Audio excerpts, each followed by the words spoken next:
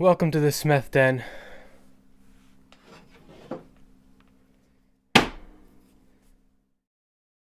Just waiting for TunaChip, who is running a bit behind.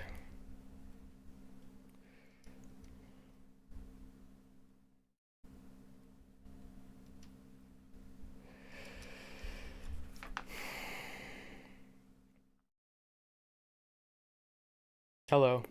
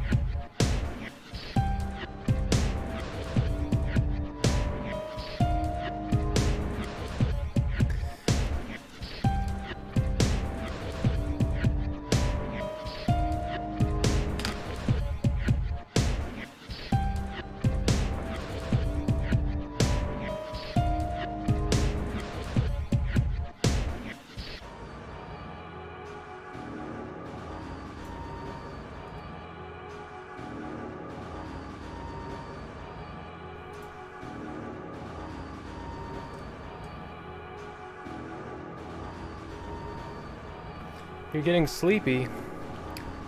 I wonder how that could happen.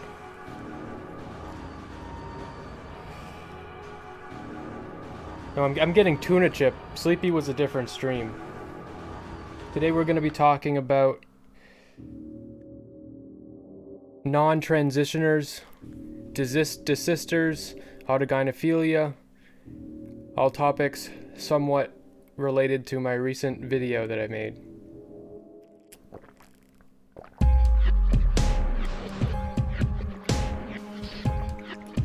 What is this music for? The fucking stream, buddy. What's up?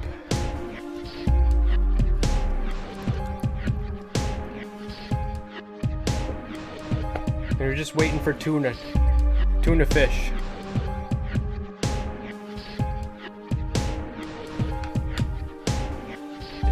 Sisters.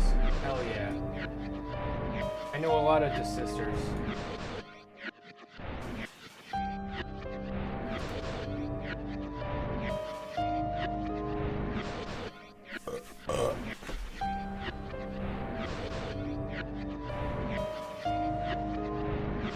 He's running behind.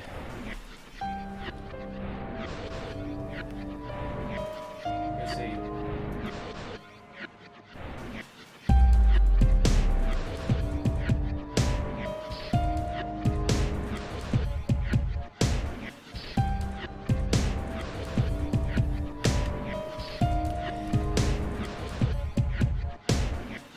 Space Nancy was my gym teacher and she spat on my basketballs. Vroom vroom, I'm as fast as Peter Dinklage. Excuse me, but I just farted and I was worried I was gonna shit myself. Good thing I didn't. Heaven knows the health spa is full of naked people dancing with their emojis and cell phones. Back when I was a child, cell phone was stupid, but now kids think phone funny.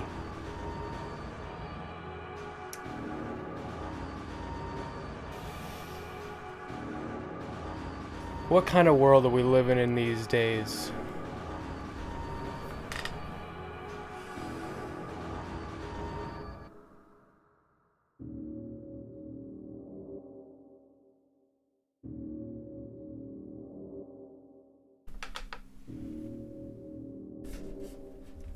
Have you accepted money for your life?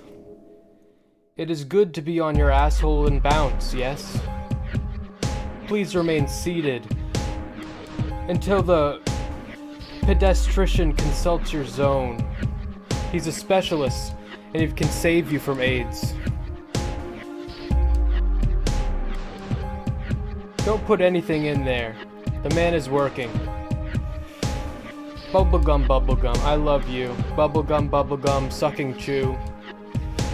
I am boy who chew bubblegum, and I swallow it, I eat it, I pooped it, I seen it.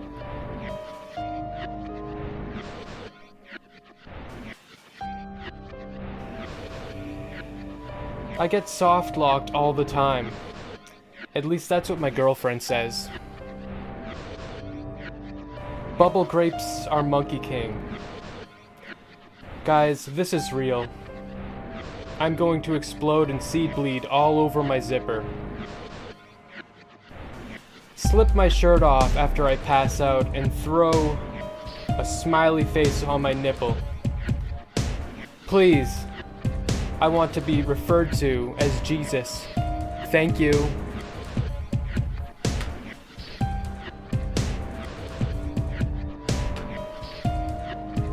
A condom for boobs. For the milk.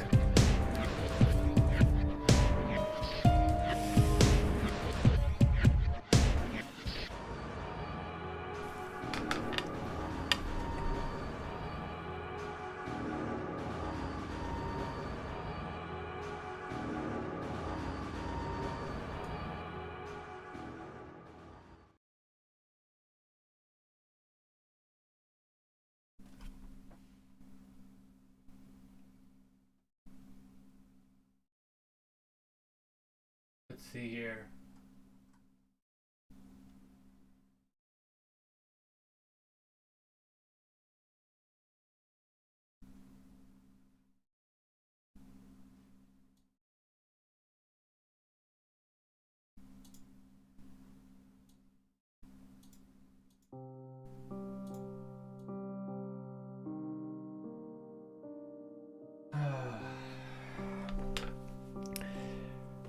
Grandma bled, no cookie jar bullshit. Monkey fuzzy SpongeBob living in a seashore. Yo Bobby gonna flobby, ya hobbits. She didn't message back. I'd have to be more disrespectful and shocking. Okay, I American, I happy, I bacon love. I American, I happy, I bacon love.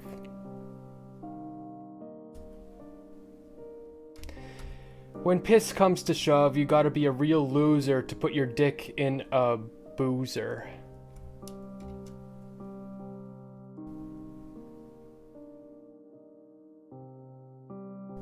I never have been, and never will be horny. Sex is just a test. Now I'm hard inside and out.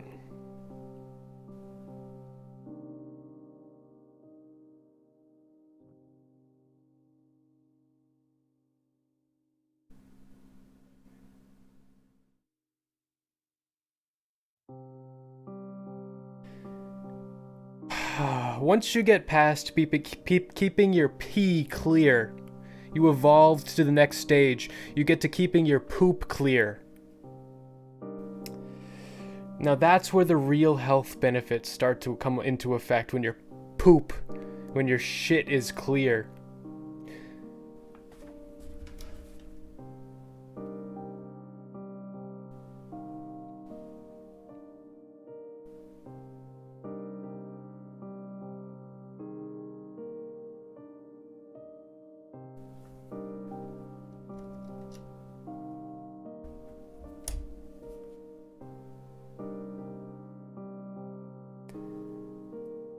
Tuna fish is late.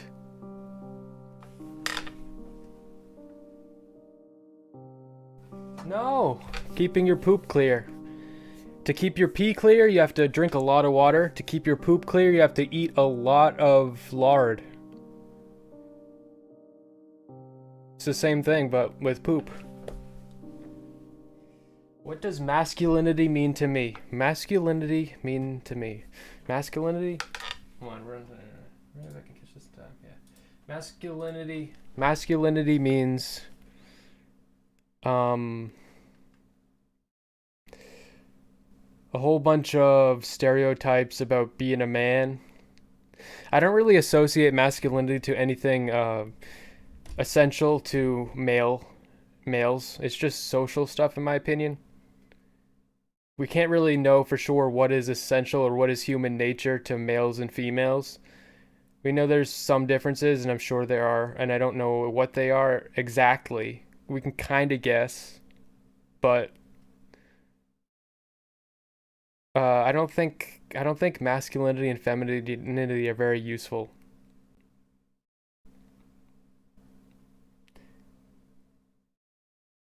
I hate that that is the first sentence I hear, the poop clear thing. Well, I'm a I'm a fucking fountain of useful information. There's a lot of bad health information out there. Sometimes you need a trusted source to vet it all and give you the correct health tips.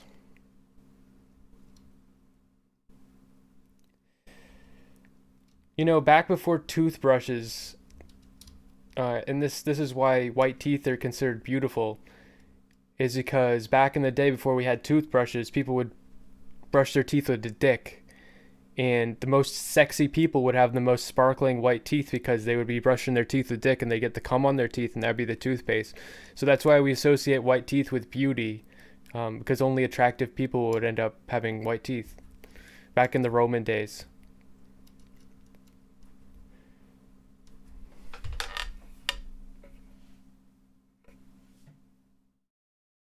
I don't know. Someone's this guy Portland is burning, telling me the poop clear thing is false information.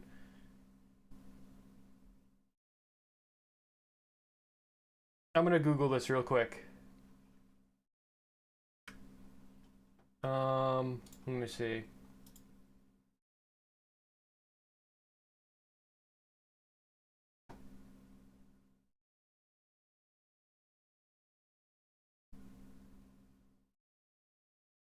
Okay, I do know that it is cool because my butthole it likes to drool. Think about that before you fuck. Who is lucky? Who sucks?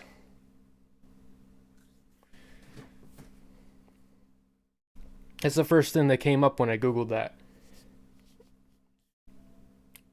Stink is linger to pinky finger. Does a fart jiggle? Does a fatty smell poop? Pig doll monkey dip. Illuminashkenazi. In my snake dreams, the process of ripping them off of my body after they have latched on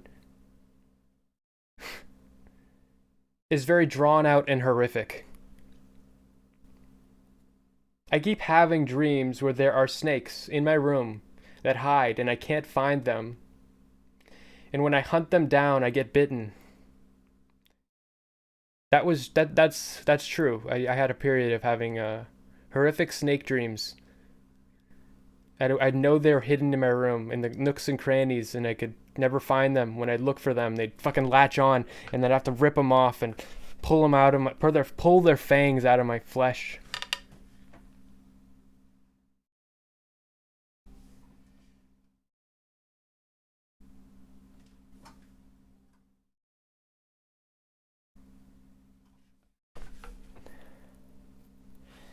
It would be nice to cut a hole in a cactus into the soft, slimy interior and fuck it, right? You would churn up the insides when you pull your dick out with a satisfying thrung of suction. The mixture of liquid and cactus flesh would drool out afterwards. Hello.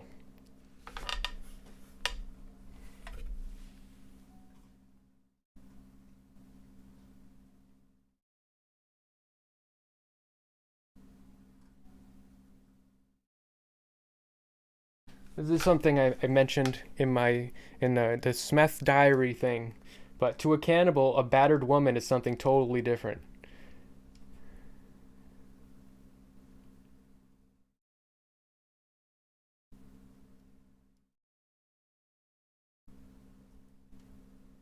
You guys ever notice that father is a combination of the word fart and her? Fart her.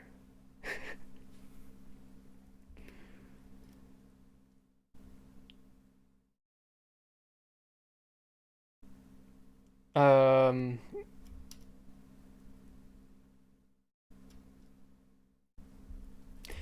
Dead by Daylight would be a better game if it was anything else.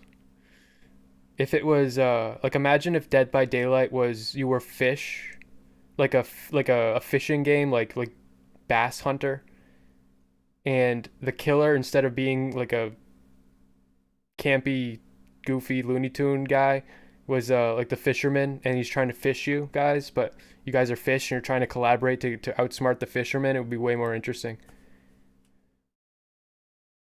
We're going to be talking about non-transitioners, desisters, and autogynephilia with TunaChip soon, when he gets here, eventually, supposedly. I'm just biding time. I'm trying to entertain you guys.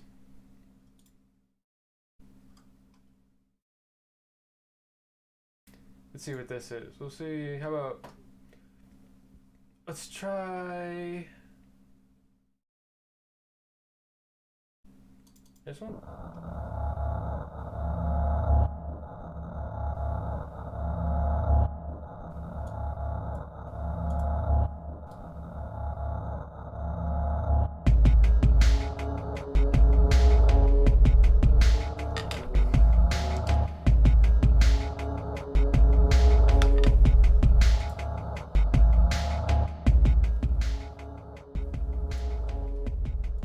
A broken cock is right 8 times a day.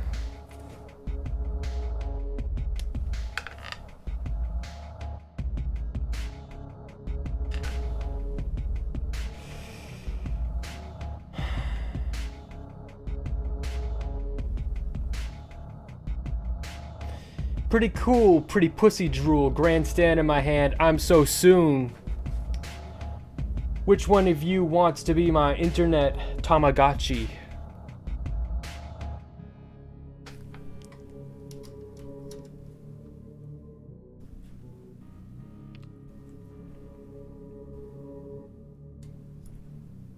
I've got a good porn name for you. It's Boobs McFloppycock. Anyone can use that.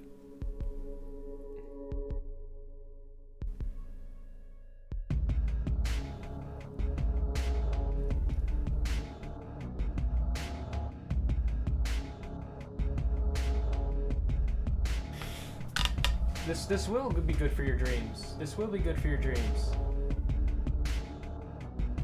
Am I still true to my artistic vision? I'm developing my artistic vision, and I think videos are going to be a big part of that. Also, yeah, and I want to change some aspects of my life to make my videos better too.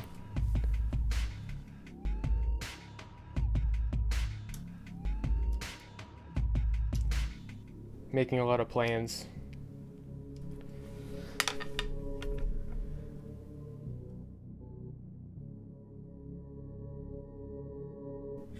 I have no hands and no feet and no tongue, so I can't speak.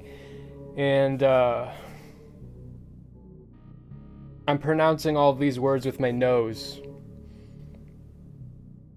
Oh, these aren't hands.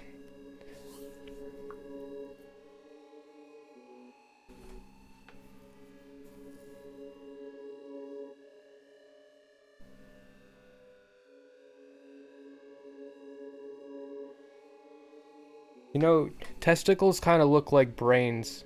And when people say that you think with your balls, maybe they're not so wrong. Maybe you actually have like neural pathways in there. Maybe you're actually thinking with your balls. Maybe that's where they move. Maybe that's where they're alive. Maybe they're sentient beings. Maybe your balls are alive. Maybe they're really thinking.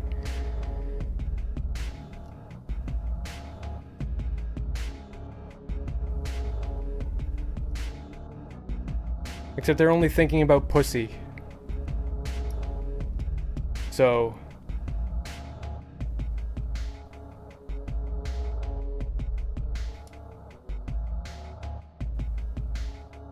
What do you mean by my performances? Which ones are my performances?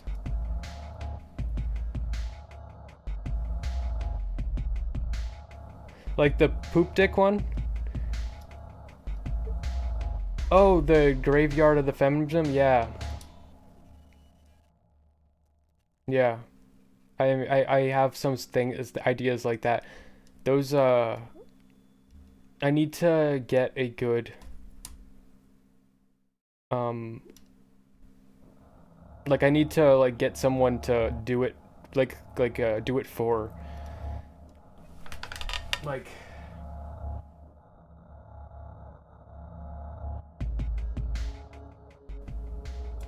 yeah, I guess I'll just listen to this one more. But I need to get like a if I'm gonna make like a graveyard thing, do I need to get like a bigger streamer or something to like collaborate with me and like be my audience while I do it. Or I don't know. Yeah.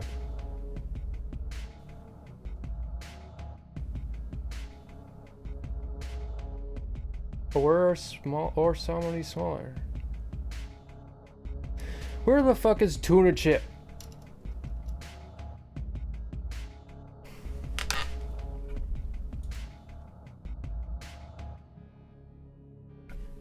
Okay, I want to give you some words of wisdom. Women are all women. And that means one thing. Yo, TunaChip's here. Well, I'm gonna tell you something about women real quick. Women are all women, and that means one thing. They got pussy, and they got boobies and stuff. Oh, you called me? Oh, shit. Okay.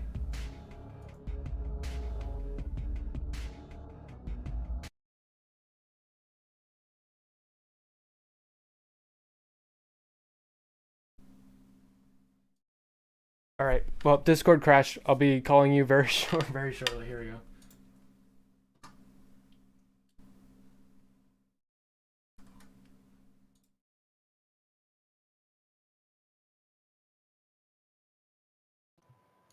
Hello. What's going on, player?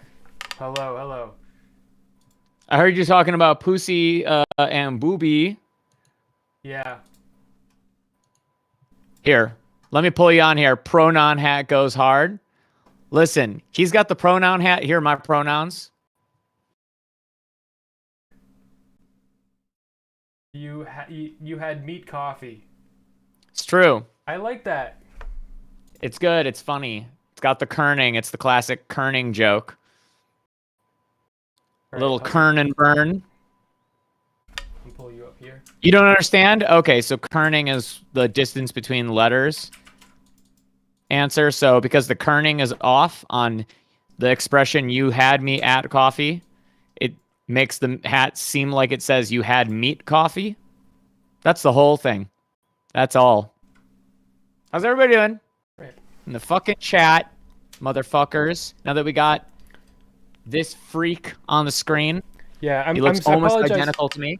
I apologize for being no, you were fucking late, and then I was entertained. I was late, but then well, you got distracted. Well, yeah, I got what I turn off my my desktop audio when I can only hear Discord through my stream and stuff because I'm using fucking audio router. So just so you don't hear What's that thing pings. you're pinching right now? What are you pinching? Do you see it? You still they can't see it on my stream because I moved it, but so this is my my light. Cool, And, you do an umbrella type deal. Yeah, and so it's got like this little metal thing here, and I always touch it. I pull out this little metal piece, and then I put it back in. Oh, sick. Yeah, I've got a pair of light boxes that I have intentionally taken the white screens off of because I actually prefer the harsher lighting. It makes me look greasy, and people talk shit about it, but no, it's good. It's good to look greasy. Yeah. In my opinion, it's I like respect it that. proves the level of it's both gamer cred and also like creates a certain intimacy. Yeah, sure, you're right about that. I agree with that. Yeah. Like it's you know what it is? It's the opposite concept behind like when people blur their appearance with Photoshop. Increase the level of detail and you'll look ugly. Well, if you look uglier, you look more detailed. It makes your setup look more professional. It's actually really important to be ugly. Yeah, Portland, what's poppin'? I agree with that. I don't know if it's important, but I agree with the philosophy. I think it's good for people. I can do this. Yeah, turn that brightness up. Is there a way for me to? There's a random thing. Do you know if there's a way for me to just full screen just you, or am I only able to really do it, like with the Discord pop-out windows? There should be a way where you can full screen the talker, but they won't let you do that. These sick sons of bitches. They hate I it. have that. They I don't have want that the on. UI I have that on videos. my screen right now. Yeah, I've got you full screened. Oh, how do you full screen a Discord? So wait, you got to do pop out. Do you have the pop out? I'm in pop out. Okay. And then above your are you looking at my stream right now by any chance? Not anymore. Oh well. Use your words. When you move your mouse around, you can see the disconnect call, and you can see the mute button, you can see the share screen button, you can see the turn camera on button, and Yep. you can usually also see like a little icon for you and a little icon for me. If you there's a down arrow caret that if you push Oh, that, got it. Got it. Figured it out. Thank you. you're welcome. Awesome. That's going to make things a lot easier. Portland here says whenever he sees the two of us together, he imagines that we're auditioning for the same role on a Law and Order SVU, and we're just kind of making chit chat before one of us gets called in. I can see it. We have a lot in common aesthetically, and we also fall into we're of the same category of male by far. Similar. There's more than just the phenotype. There's also just like well, we can get into it. We have a whole bunch of stuff. This stream is us masturbating about how similar we are in many ways. Really? But then also Yeah. getting into some of our differences, I think. Maybe, yeah. Not literally masturbating. Come on. Well, I mean, you can see my lap. I There can't are moderators see in yours. chat. I can't see your lap. That's true. Yeah. I zoom in for you, but they can see. They would know. They would know if I was having a wank right now. Okay, I'd be able to tell. Trust me. Oh, true. I can't hide it on my face, I think. I think I'm the type of guy that if I was masturbating under a blanket, you would know from the eyes alone. Yeah, if you could hide it, would be sad. Yeah, it would be like a level of lifelessness, like a lack of vitality, right? Yeah. Well, I had to. What's I had up? to We learn, got Austin that's in. I had to learn how to not hide it. Like so, like when you're like growing up, Really? you have to be quiet when your parents are around. Yes. You're jerking up, and then you like have sex for the first time, and there's like most men have this experience where the woman's like, hey, why didn't you like emote at all? And at least that's happened to a lot of guys that I've talked to, and you're like, oh shit, yeah, I'm allowed to do that. Wow, great. Yeah, I mean, so I've had that experience, but I don't have the opinion that I'm allowed to. You know what I mean?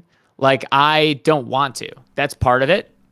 A very strong amount of me doesn't want to, because well, we can go straight into talking about sex for a little bit before we talk about anything. The easiest thing for me with sex is that I have a very specific role that I feel comfortable in sex, and it is like extremely service oriented. I don't like coming. I don't like pleasure. I am in there to do a job. That is Sex- extremely similar to me. Yeah, no, don't worry. All of this is gonna, this is gonna be very similar. So I made a checklist about what things are valuable about sex, because I was talking with Portland about how I think that someone proposed up a hypothetical, and they were proposing this hypothetical of if sex robots existed. And they were. It was probably one. I think it was part of. It was Fauna on Twitter. Basically, like if sex robots existed and everybody was able to have that sex robot and they were customized to match perfectly your sexual preferences, do you think that would be a better thing or a worse thing for the world? I'd said probably neutral. Probably neutral. And if I think it's anything, I think that it's negative. And the main reasons are here. So I have this like list of the main values of sex that I was able to spit off the top of my dome. You might find some of these familiar. So they're really obvious ones. These are the three that are in common that I think the robot could fulfill. But I don't have sex for any of these three. Carnal pleasure, relief from high order function, return to monkey/primal, simple mental moment. Like when you're having sex, you're doing the most animal thing you can. So Yeah. and there's a level of focus. Ooh, am I frozen on my screen, y'all? You're Tell me in frozen chat on, if I am. frozen on mine too. Oh, really? Mm-hmm. Yeah. OBS has me frozen. Let's well, the audio's coming through. Don't. Oh, wait. You can hear me? I can hear you. Okay, hold on. I got a straight up F in chat. F as in I'm frozen, or F as in like it went down. Okay, I'm gonna hit stop streaming and then start streaming. Okay, well. I gotta reset this. Give me a second. Yep, I can hear you, but yeah, I guess it's just Yeah, OBS. I have to close OBS, and because of that, it's probably going to close. Here, we'll have this in a second. Drazi is literally crying in my chat right now. My audio will stay. Why so sad, Drazi? He probably can't hear you. I had to close OBS, but we'll get it in a second. Ooh, there he is. Looks like he's fully gone. Oh, there he is. Now he's back. I'm back. The Kahuna. The Puna. All right, the Kuma. virtual camera, and then I'll be able to see you. Yeah, well, I got to get OBS opened up again because that's why it's gone. Oh, I didn't know. You didn't have it open. Yeah, you're good. You're good.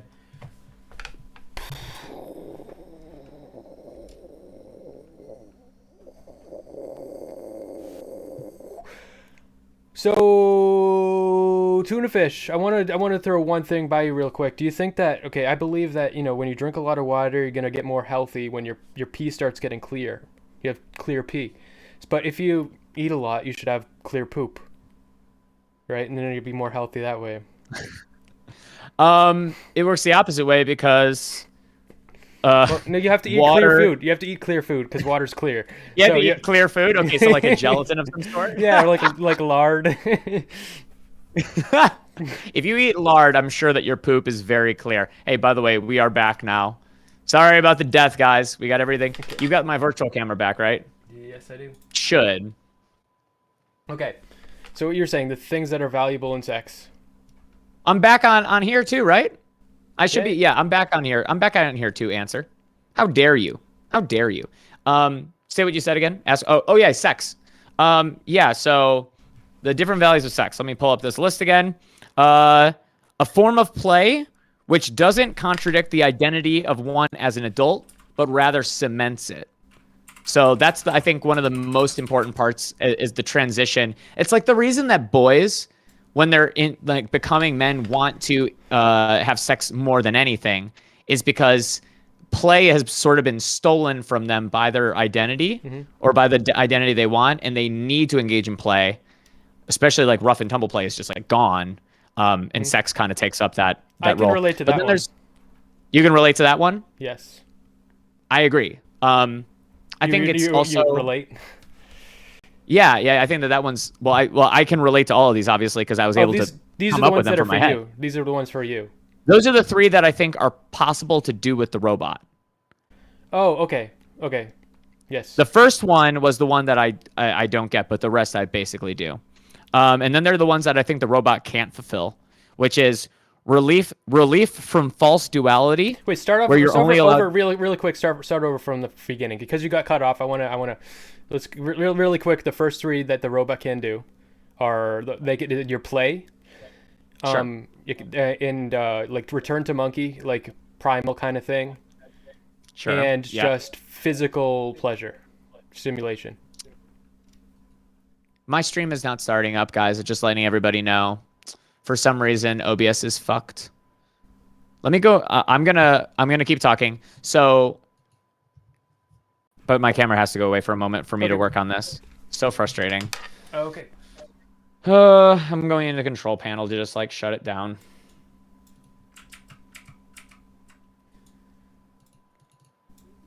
Shut it down. It's not device manager. What's the process manager called on this? On Windows?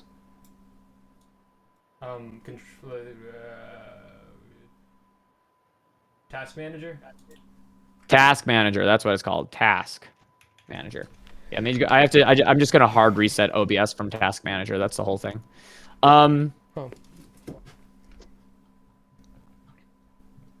I just want to actually have this work properly. Wow. Well, that should be everything. Well, I guess this is pretty close to sex we're having right now because you're kind of returning the Yeah. monkey with the computer crashing and shit. We're Fucking going. caveman ass computer.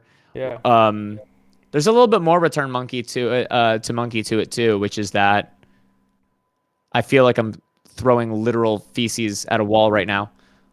Yeah. Sounds like you need like a restart your computer maybe. I don't know. I hope it's not that. I hope it's not that. That would be OB, BS. I find with OBS in particular, like if I leave my computer on, and if I have OBS on for like a couple 2 days, if I close it, my like it'll crash. Like I crash. I need to like OBS like doesn't like being left on for a long time. I already, the thing is, I already have shut off OBS Hmm. and my computer recently. The problem right now is that it's not showing up in Task Manager, so I can't shut it off. Like it's not actually showing in Task Manager, which is crazy. That's the problem. I'm just gonna okay. I can We give will. you. Worst case scenario, we're literally just streaming on your side. That's I fine, can but I give just you. want I to. can give you the VOD again too. That's true. That's a good way to do it as well. Um, I don't know. The main. Okay, I am just gonna literally restart my PC really quick and assume that that's gonna fix it. But I'll switch Okay. over to talking to you with my phone while I do that, so that we're not just doing dead air forever. All right. All right. I don't have to keep doing performance art. Okay. I'm gonna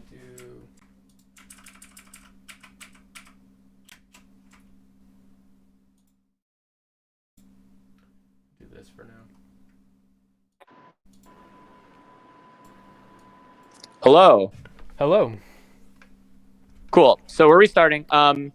So in terms of the sex thing, the list I have here is carnal pleasure, Yeah. relief from high order mental function, Yeah. Return to monkey. a form of play which doesn't contradict the identity of one as an adult, but rather cements it, Mm-hmm. relief from false duality. So this sense that one is either an object or a subject, but not at the same time. Sex like unifies and makes it so it doesn't even feel like oil and vinegar, but it feels like you are one concrete, immersive subject and object at once. It's like a very unique way of doing it. Okay. There's some really easy ones. Affirmation of your identity as being attractive to other people and valuable to somebody.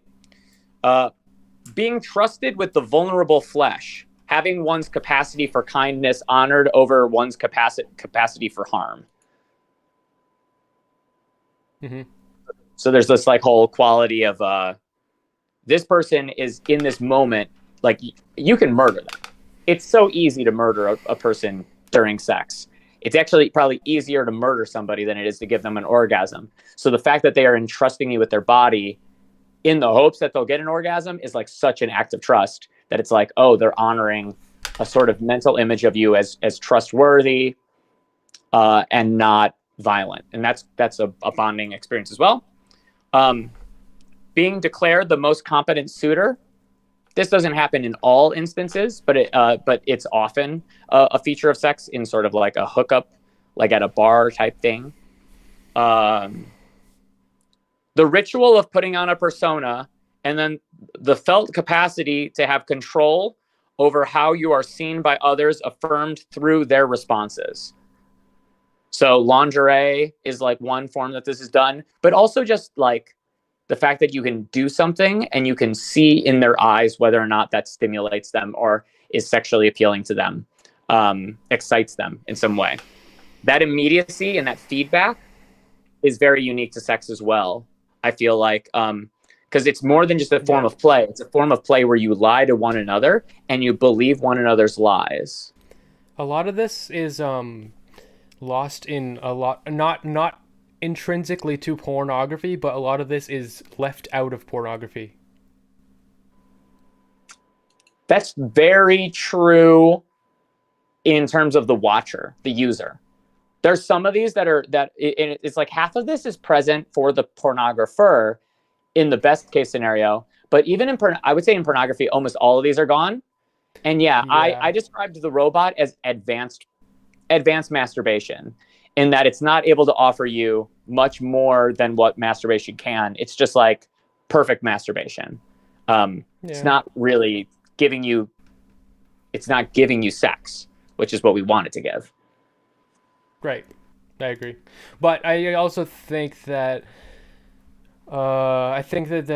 when we're having sex, basically we're masturbating with another human being, but a human being is not a robot. And I have a lot to say about that, but I don't want to do that right now. But that's a whole conversation. Like I was considering I propositioned Shaylin of Mr. Girl fame to have this conversation with me about AI art. But she might not.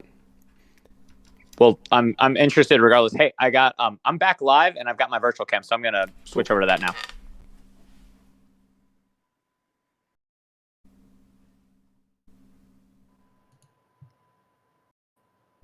And hey, sound better already. Yeah, well, it's a far better microphone. We're back, everybody. Let the numbers remerge as we still dance around the topic for a few seconds until people get back. I mean, so I also think that the type of sex and the type of sexual culture that people engage in their teens is a lot closer to the masturbation than it is when you're an adult. There's a huge shift that happens in most people's lives where sex goes through like it's full detethering from rite of passage mode into like, this is a thing that I do and this is a type of like action I share. Yeah, I never had that. I went right from masturbation into intimate stuff. I didn't have sex until I was like 22. I didn't have any of those. Oh. Yeah. I had bad sex and I had just like, I don't know. I had like multiple situations which I would describe as like not good, like morally speaking, that where like both people are kind of going into it for a different reason.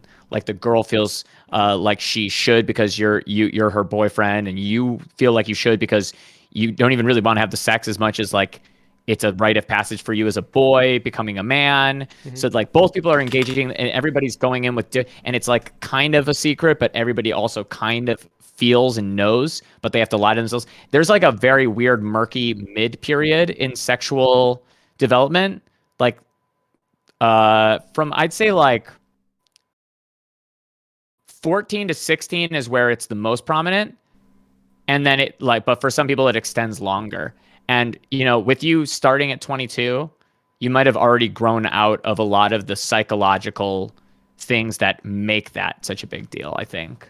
Yeah, for me, my relationship to sex, I feel like a lot of the things that you listed aren't grand enough for me. I think I talked to you about this last time we talked, but I just have so many layers upon layers to sex, and it's incredibly cerebral for me. I mean, so one of the ones that me and you share, I feel, is that a big part of sex for me is that this is me phrasing it in the least healthy way possible, but I think it's like the most honest way if you do it that way. I need to feel like there's a reason that I can drink water and eat food. I need to feel like there's a reason that the sacrifices, the morally ambiguous choices, I need something to push the scale, to put its thumb on the scale a little bit. I need to feel like I'm useful to other people, or else at a certain point it's like I don't deserve to breathe. Huh. There's too much there. Well, I get some of that from art. You get some of that from art? I get some of it from streaming. I get maybe a minor amount of it from music. But the thing is, except for in those moments where I'm doing well, at the things that I have as a hobby, whenever I'm doing poorly, I want to like open up my skull with a meat cleaver. Like I want to crack my skull open. I used to have a very big issue of self-harm, and I would do it not out of like a lot of people used to talk about self-harm and they're like, "Oh, I cut because it like takes me out of that mind," or I do it because it's like a release of emotion. And for me, it's no matter the self-harm of choice for me was punching myself in the face as hard as I can, trying to break my nose, and like slamming my head against walls when I was a kid. And it was a pure visceral expression of wanting to murder me, not to die, but to be the one that gets to murder me. I had such a just all-consuming hatred because I see inside of myself all the choices and all the ambiguity behind those choices, the indecision, the ambivalence, and I hate the ambivalence. I'm disgusted, and I've always been disgusted by the fact that I do things without knowing whether or not fully they are justified. Even though I know everybody does that, I'm aware of every single choice that I make. When I put food in my stomach, should I even be alive? Should I even, is this morally justifiable? Well, I don't have the answer, but I have to do it anyway because some answer needs to be made by a certain time limit. And I'm leaning on this one purely for selfish reasons, and that disgusted me. So I need things that sort of try and tip the scale in the other direction. And I think that sex does that if you're good at it, specifically, especially if it's an act of service. Yes. I think that sex is uniquely able to do that for men of a certain disposition. If you're like a person, because like there is this whole like stereotype of men in sex, and defying that gives a sort of unique value, right? This idea like I am not completely ignorant of my partner's desires. I am performing sex to a degree where all of my partners are orgasming, and that's like a thing that chicks. It's not enough on its own. On its own, it does nothing. But if you flip enough switches in your life, I'm constantly looking for little switches that and then in the back of my head, it's like, if there are fewer than 10 switches flipped into the on position, the morbid thoughts start. That's I understand what you're saying, and I'm very wary of what I used to be very much like that in a lot more ways, and I would kind of tie in like trying to use my sex drive as trying kind of like a driving force, like an engine.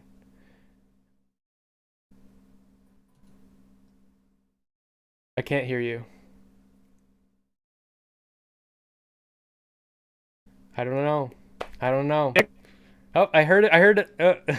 Audio's back. Now it's gone. Okay, audio's back. Now it's back. Now it's gone. Okay. Now it's back. So you used to be that in several ways. Yeah, I used to try to use my sexuality and just trying to make these. I can hear an echo now. I'll just turn my fucking output down. You're good. Keep talking. Okay. I still fucking hear it, but anyway. Okay, I didn't hear it. I'm getting rid of it. Just keep talking.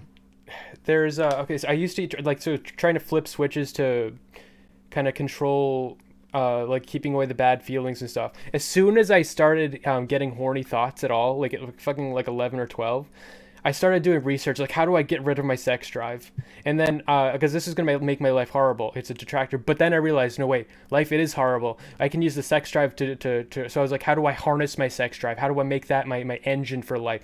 And that sounds a lot like what you're describing. And it kind of like flips all these switches and sort of distracts you from the horror of life and keeps you going. But now, the place where I am now is honestly, I want to flip as few switches as possible and still be okay. And that for me, and that's how I know that I'm okay. But we're different people. I don't think there's anything wrong with what you're doing. You sound like it sounds like you understand yourself to a degree where you're not repressing, which is the thing. So I wouldn't say, I don't think there's anything unhealthy with what you're describing, really. I'm not worried about it being unhealthy. I guess the thing that I'm saying is I'm saying it in this most brutal way because if I say it in that way, No. even though I think that it's not fully that like that, there have been periods and there are moments of intensity to which it could be described in that way in its literal form. But most of the time, I'm not that concerned. But I have to be aware that so I have an abundance of those switches of flipped, I think, at all times lately. I'm doing hot. I'm not like suicidal or anything. Yeah, but the thing is though, if you have a lot of those switches, so say you've got an intimate partner that you're that's a lot of those switches are relying on, then something happens in your relationship with your partner, and now you feel like you're in a panic. So part of my brain is if I'm of no utility, then I'll just die. Yeah, so that's dangerous. That is dangerous. You could call it dangerous, but I think that that's my right. Well, sure, it's your right. Well, Sure. okay, maybe not only my right, I think that's just. No, that's not what I'm saying. I'm saying that like, so you're afraid of the horror, but like your solution isn't foolproof. That's what I'm saying. It's just like it doesn't. There's a gap in that where if you're relying on your relationship with another person, then you can end up failing. They can fail you. You could fail them. You know. Yeah, I agree. I guess my point is if I fail and then so I'm a person that whenever a relationship ends, I instantly don't care. And I just go straight towards finding something else. And not even in a desperate way, but just like oh, okay. That's fine. And then just start doing things. It's not very emotional for me. And I've already accepted long ago that if nothing changes about that disposition, that internal axis of like feeling worth life, if I ever get to a point where I'm not useful to anybody, yeah, I'll just stop eating. I'll stop drinking water. I'll wither and die. That's a fine ending to me, because if a life is not justified, if a life doesn't have value, then me dying doesn't matter. That's like a theoretical future that just doesn't really. I'm not actually concerned about it, because at that point I'm like, well, I wouldn't have the will to live, and I think that people that don't have the will to live probably shouldn't be alive. Sure, we gotta like, eventually get to the real topics in the title of our streams or whatever. But, yeah, sure. But I don't like that. I like that. That sounds like, for me, it's me. It's me that if I have to. I'm always at my worst. I'm still the best for me. I see what you mean, and I understand why thinking that's a negative thing. But to me, I don't have much emotion at all. That's a big thing or I don't have much emotional awareness at all. I can't discern one emotion from another. They all feel exactly the same to me. All I really understand is degrees of intensity of emotion, but like extremely happy, extremely angry, extremely sad. As far as I can tell, I can't really tell the difference between them. Interesting. There's a huge ambiguity there. You do. Seem I can't like tell an if I like things. You do seem like an emotional person, though. I seem like an emotional person? To me, yeah. Why? I don't want to say. That makes me want you to say it. I know, but I don't want you to, because you don't want to. It's more vulnerable for you to say it than it is for me. No, that's part of the reason, right? It's bad. No, it's bad for you to hear. I don't think it's a good thing to do to someone. Really? Last time we streamed, you like started getting choked up and teared up. Like right now, like a few moments ago, when you first started talking about sex, you started getting a little choked up. I could tell. I don't notice those things. Yeah, but and that's what you said. I know, but it seems to me like you do have it. You're just not noticing it. I mean, maybe I'm wrong. Yeah, I didn't feel any negative emotion when that happened. So if I did get choked up, then this is sort of what I'm talking about. Mr. Girl mindset. I don't think that he's totally wrong to say that he can tell, because we're animals, Pubes. Like, Pubes, we're animals. Also, like, you know, shoot from the hip though, Pubes. I'll tell you right now. This is the opposite of broken clock syndrome. 11 out of 12 hours, you are going to be correct that Smeth is engaging in a Mr. Girl mindset. But on this one, I think that the Mr. Girl mindset happens to be correct. No. In that, like, yeah, animals are able to tell when other people are feeling emotions, even if they can't tell that they're feeling an emotion. Because the recognition has two different forms. But yeah, no. Well, let's go into this, because I think that this is a good pivot point anyway to the main topic. Okay. Because I think a big part of why a lot of people, me and you included, but especially just a lot of male-born people, there's so much internal ambiguity about identity, about anxiety, about what feelings actually are and what they actually mean. There's even like a question to be asked if feelings mean anything at all. If the meaning that we assign these things, emotion, is just like the emotion and then thoughts, which are separate, then when they have an overlap, creating a sort of gestalt that we then think of as an emotion, there's like a question of whether or not feelings mean anything at all. And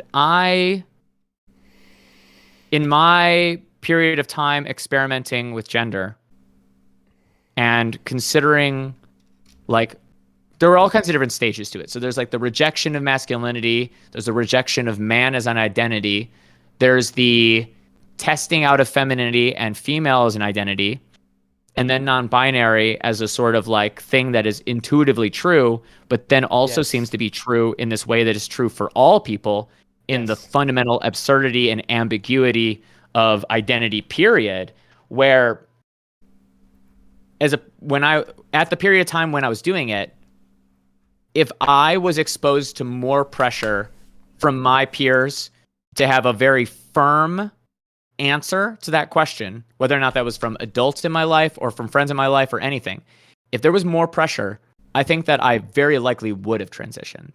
But because I lived in a space where that ambiguity was allowed to exist without needing to fit into a prescription, whether that being cis, trans, non-binary, or anything else, the fact that there was this like cloudiness to it, and that wasn't perilous to the relationships I was in. I'm very fortunate for it, because I could have been put into I could have spent a lot of money.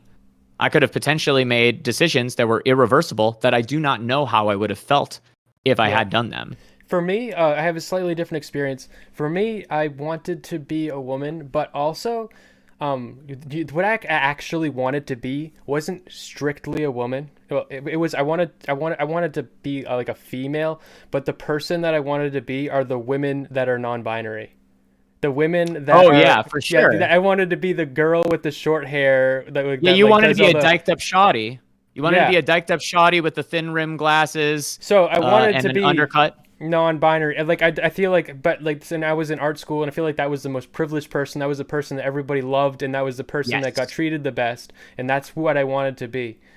So in that though, there is some sort of ambiguity, but not really. I remember from your video, and this is another thing. One of the main reasons I wanted to have a conversation with you. You have whether or not it's a writing style or an editing style or a directorial style that is very ambiguous. So you weren't or it's I don't know what you would call it.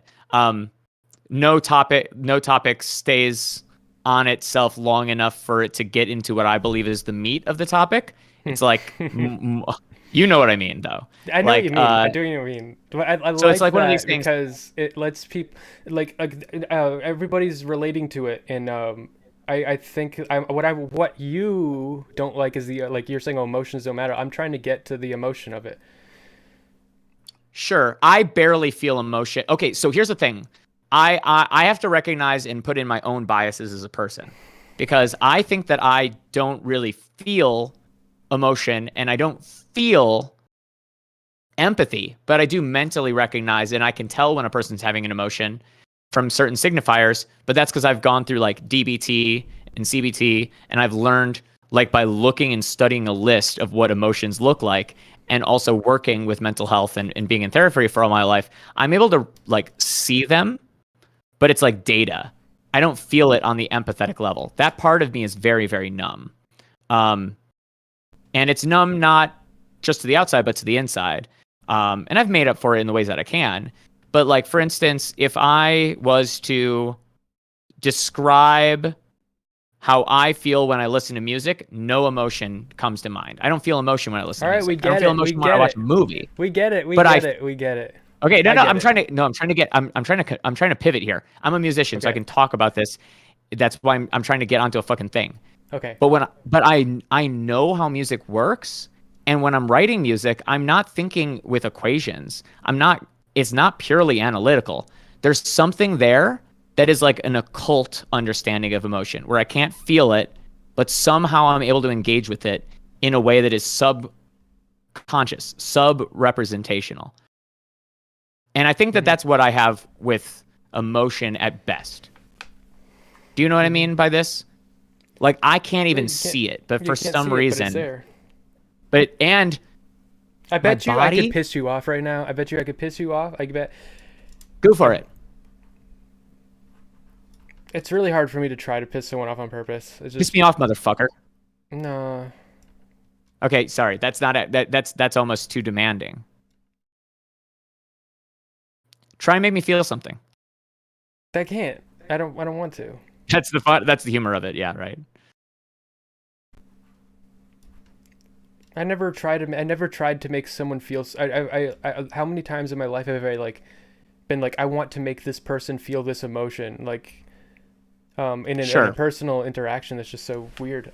Maybe. Me too. I think that's really super weird. Hey, what's going on, Sam? Yeah. Okay. You don't have to make me feel an emotion. No. You know what I could say? I could. Well, if I loved you, then there's things I could do that I could express that, and I know that would make you feel a certain way. But I don't really love you. I mean, not to enough of an extent to do that. But that would be expressing my feelings. Sure, that would be like a sort of externalization of your feelings, with sometimes an attempt to make me feel an emotion. Like there people. I could cry. I could cry.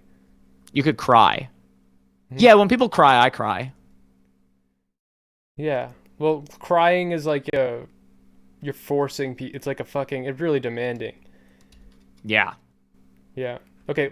It's a manipulation tactic. So sometimes. Do you still? It can be. This is what makes it. Is me and you don't think the way that some people do. Some people are tactical about their words and actions, in that they're trying to evoke an emotion in the other person. And then there are other types of people who are just like not thinking that way. I feel really weird about the people that do that, even if it's for positive. Yeah, I do too. Well, I feel like I'm like mentally retarded compared to them, but like I think maybe I'm better off too. But like we're derailed again though. Yeah. So do you? We can re-rail. Do you wear panties? No. Well, here's the thing. I'm not AGP. Okay. So another thing for you, I basically don't get horny. I become erect, but I don't really feel the horniness.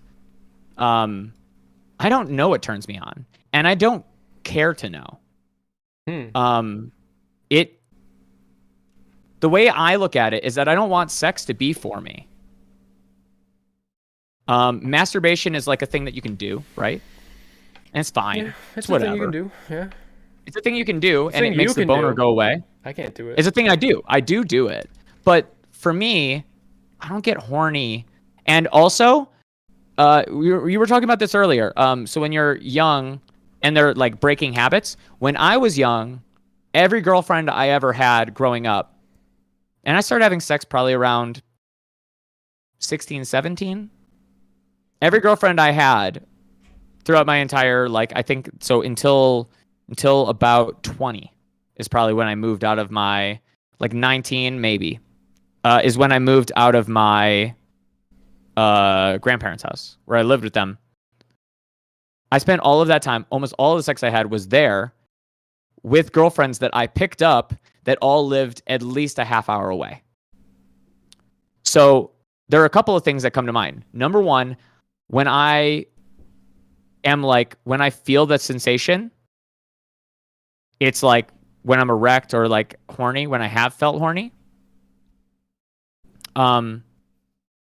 I have never tried to have sex because of it. I just masturbate to make it go away. Always.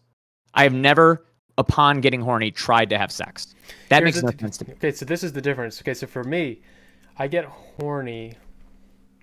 Ideal scenario, I get horny. I don't masturbate to make it go away.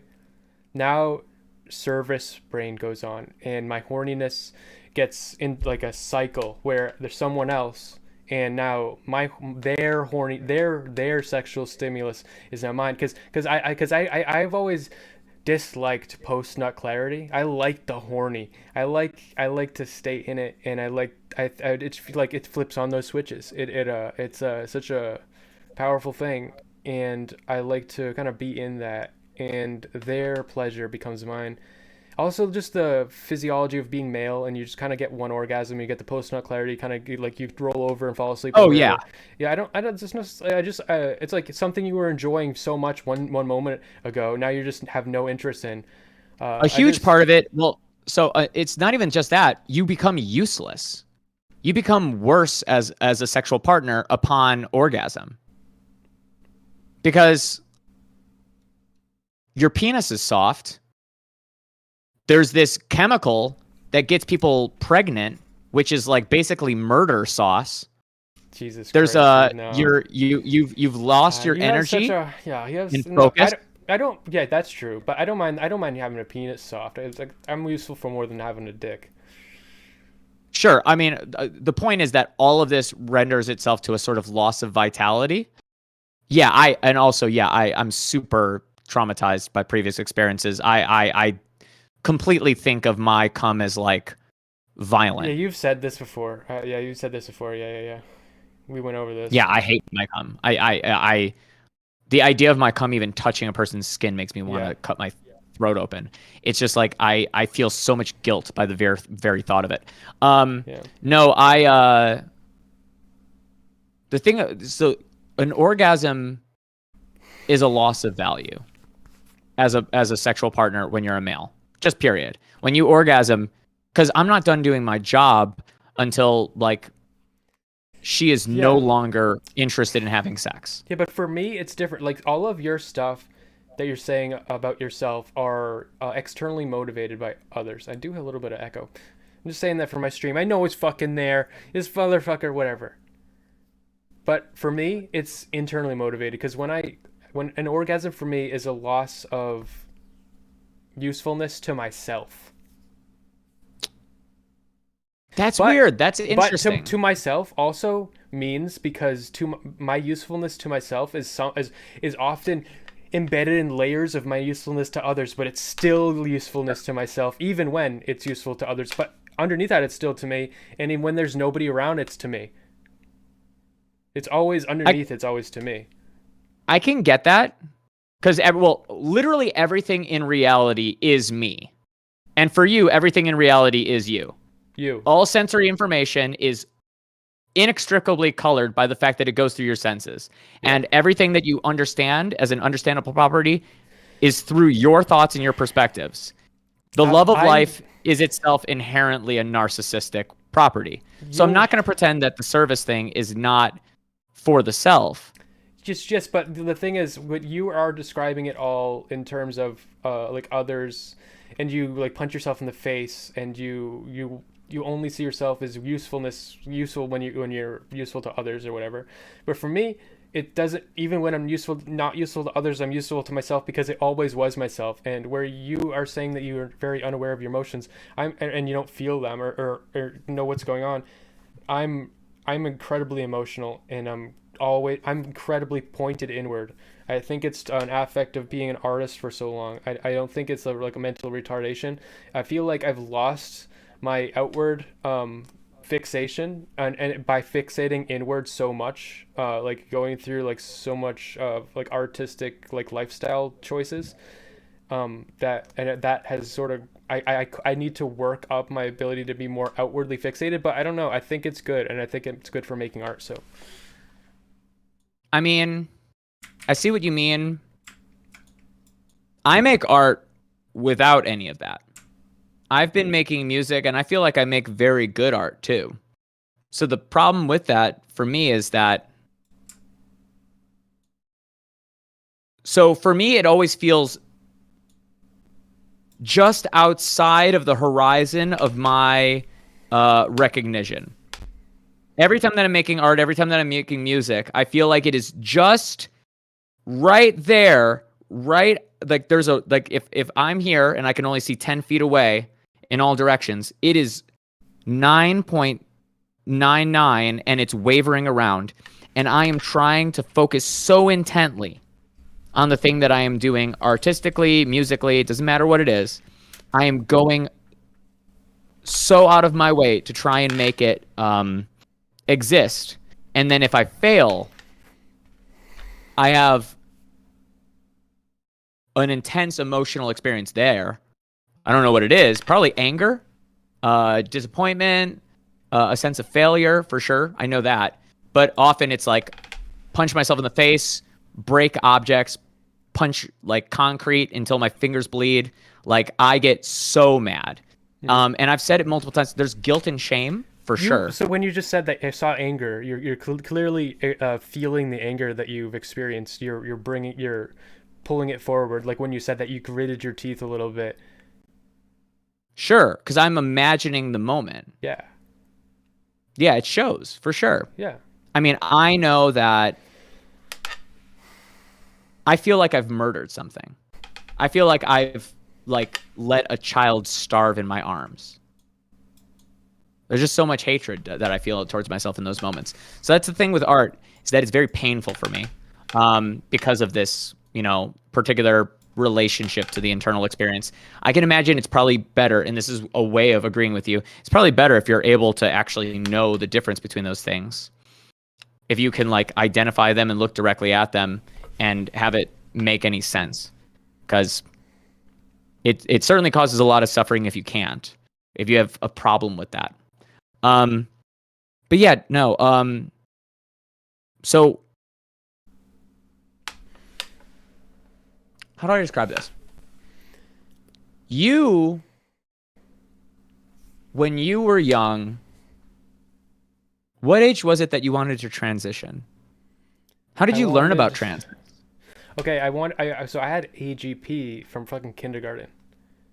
I remember being really little and imagining wearing dresses.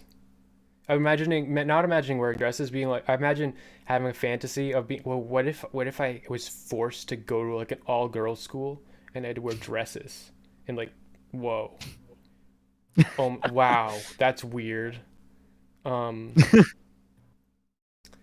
And how old was that? How old is kindergarten? nah, fucking babby, whatever the fuck, I don't know, very little, very young, 2 before puberty. I had 7? crushes, I had crushes on girls when I was fucking 7. Yeah, I would guess. I don't know, 7. Okay. I had crushes on girls when I was 7. Yeah, but it was very sexual. Oh, I was clearly like a horn dog very, very early too. Like at daycare, I was consistently sneaking into and like cuddling with girls very, very early. So I don't deny, and I don't think it's even weird. But yeah, you were having fantasies that early, which is really interesting. Oh, You yeah, didn't understand them as sexual. I'm a very sexually creative person. That's where it started. You have sexual fantasies. Yeah. Huh. That's cool. I'm Yeah. jealous.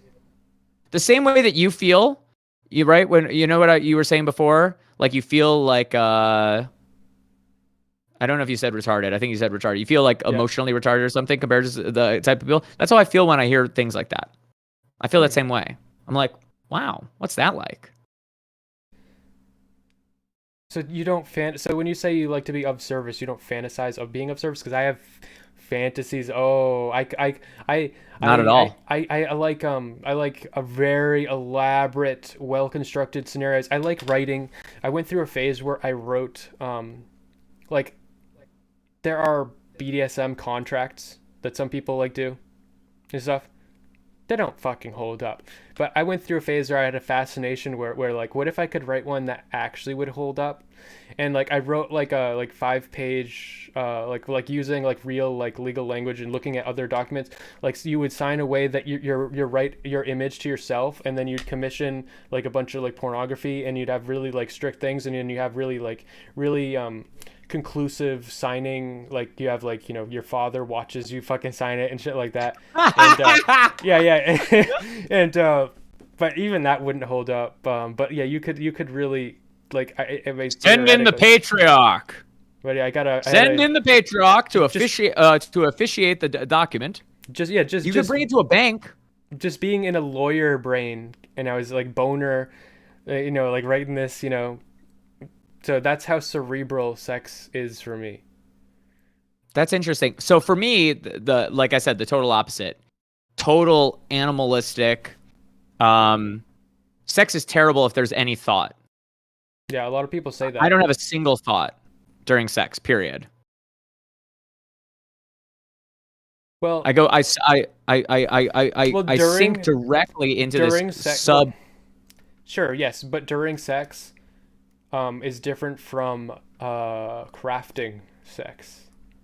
Sure, definitely. So crafting it, you craft the scenario to be thoughtless. That's what it is, I think. Like because when you're doing it, you're not reading that contract.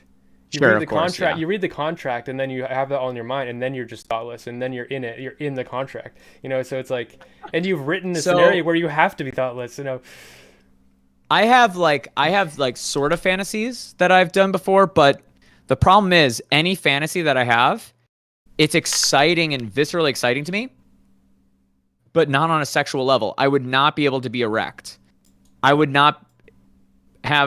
be able to be I know me and my body and like what it's able to be erect during, and it wouldn't be able to, because everything that I want to do, the fantasies that I've shared with people and like made with people that are those BDSM people, they are all extreme.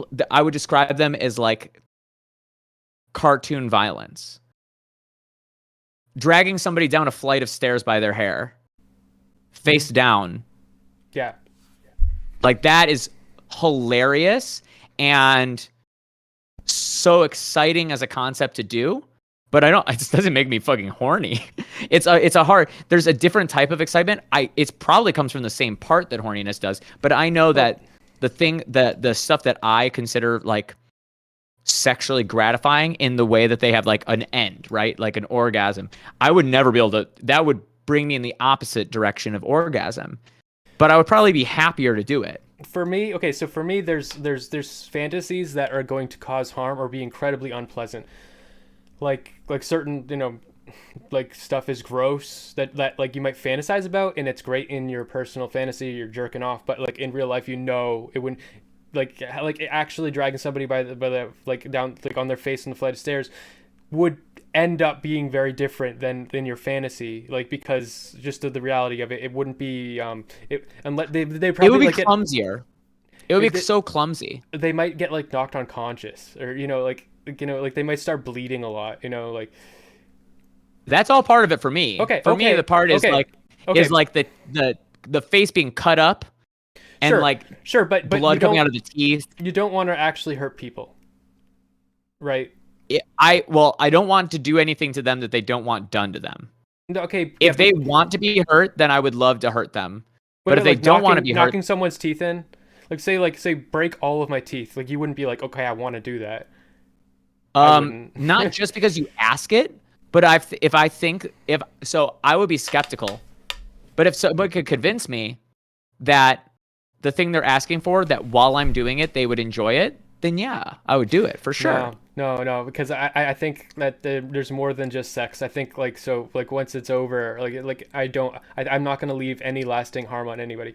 So I have those boundaries. I have these types of boundaries with I'll fantasize about that all the time. But I have these boundaries with what I'm willing to do in real life. Like the guy that fucking ate somebody, the cannibal guy, he cut him up and like the guy died. Like you're just finding somebody who's mentally ill and you're killing them, in that case. But so I distinguish. I have boundaries with there, but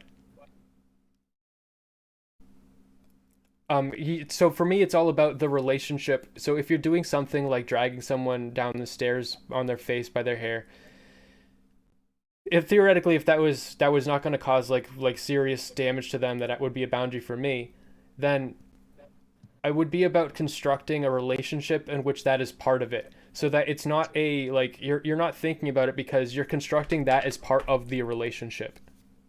Sure. I guess that's a way that people would do it. For me, I don't know. I don't think I have the type of commitment to concepts to be able to do something like that. Everything feels just a little too artificial for me to buy into something where it would make sense, I think. Well, no, for me, like dragging someone down the stairs by their hair would be too artificial. But there are other something things that you would create a fantasy around would be something that could theoretically be made to feel contextually not so artificial. Yes, that's why like the contract idea, like if I could write a contract that really feels like it really would hold up in court, like that's where yeah. That's funny. Yeah, I don't know. So you had early sexual fantasies with AGP. You still have AGP fantasies to this day. It's different. I never fantasized about like something that people say is like part of AGP is like having like a vagina. It's like no. Actually, like maybe really early on, I was like, wouldn't that be weird? Like if I was like actually a girl, but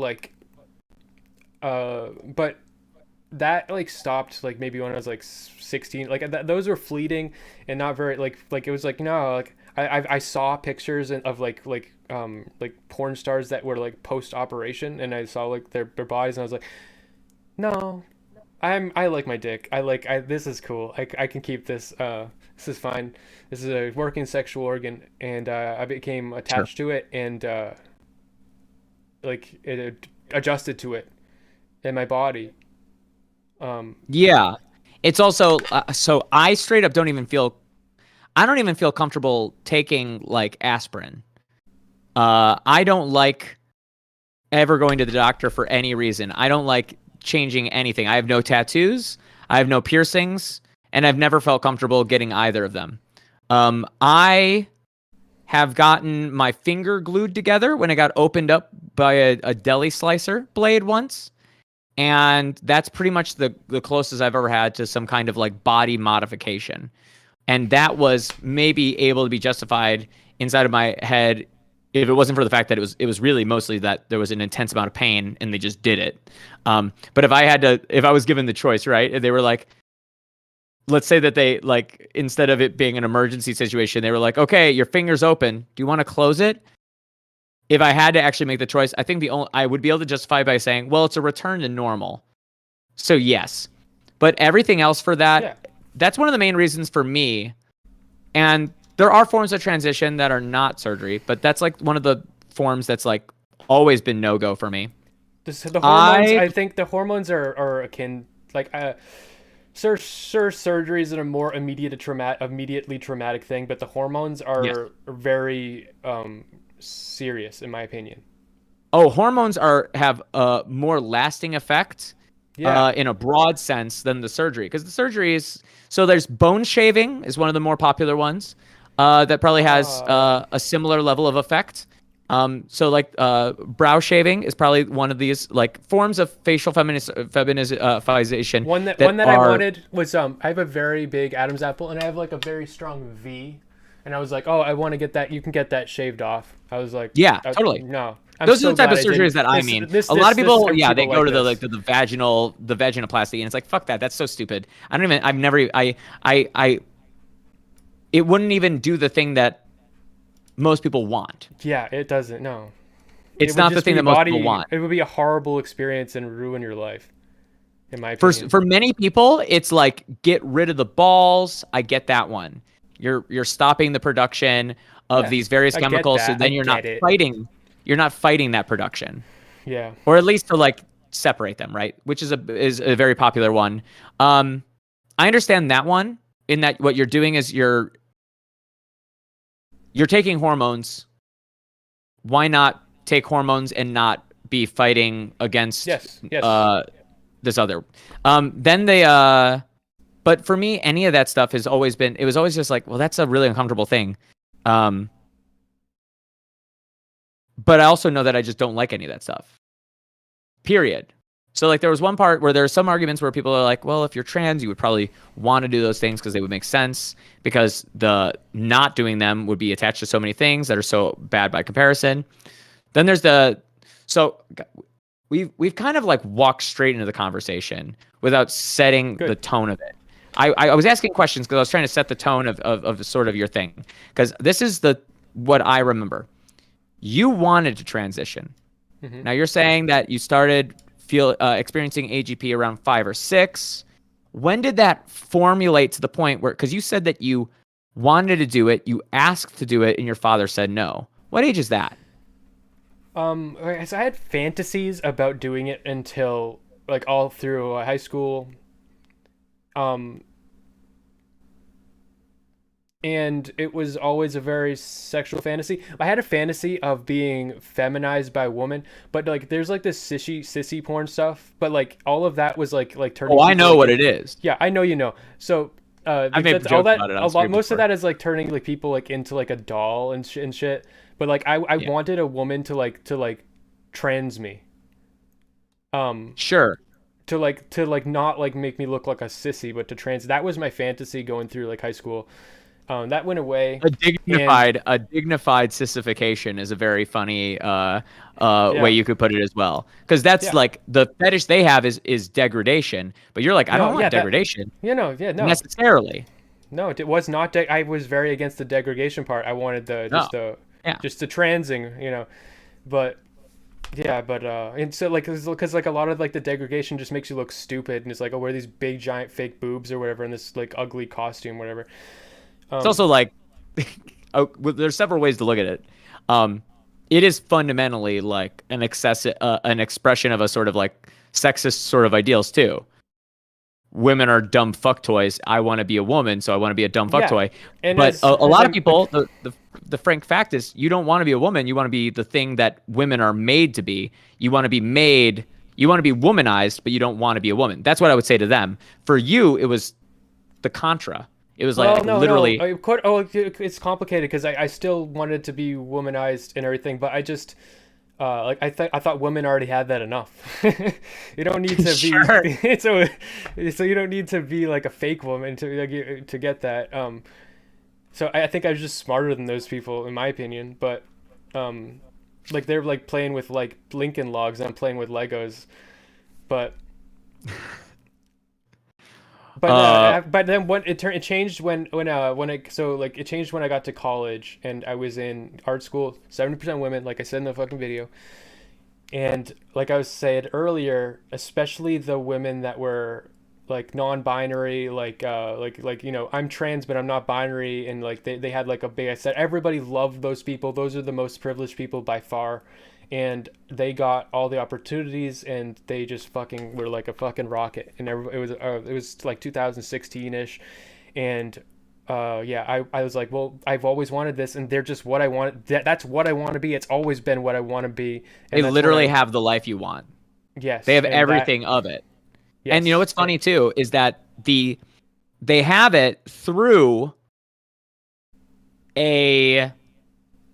God, I said this before. Through a mode of transition right? So they're doing But the non-binary thing. a mode of transition that you don't have access to. Yes, exactly. And I complained about that at the time. I was like, I'm non-binary, but why am I not, like, why does that not work for me? Like, and it was like, I guess no, I realized at the time, and I was like, I don't want to be non-binary.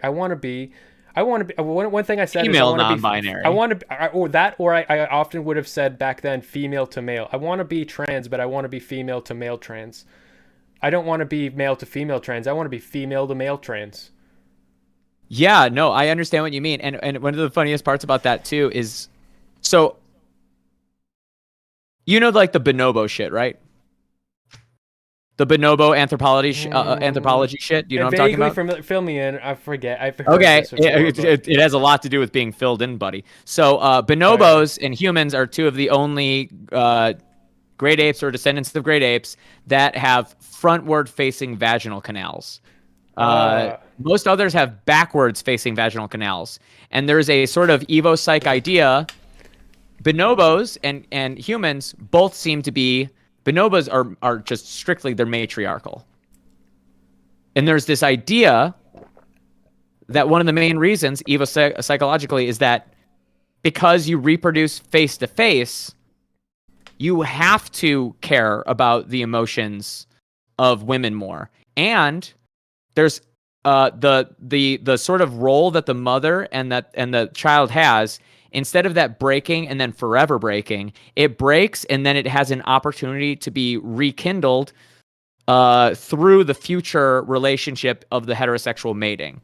So this idea is that every human is affectively is like trained by evolution and trained by their own just being raised by their mother as the primary parent, emotional bond, that females matter more. Their opinions matter, their feelings matter more. I don't know everything if that's about true. them matters more. I don't know if what you said is true, but I do think that we do think females matter more, and they are. Yeah, I do think that's true, and that's why I wanted to be that. So, and I don't know if that's the reason. I don't know if that's the reason, but it's really always rung true to me. It really plays into it for me. But in a big part of like either desisting or non-transitioning, whatever terms you want to use.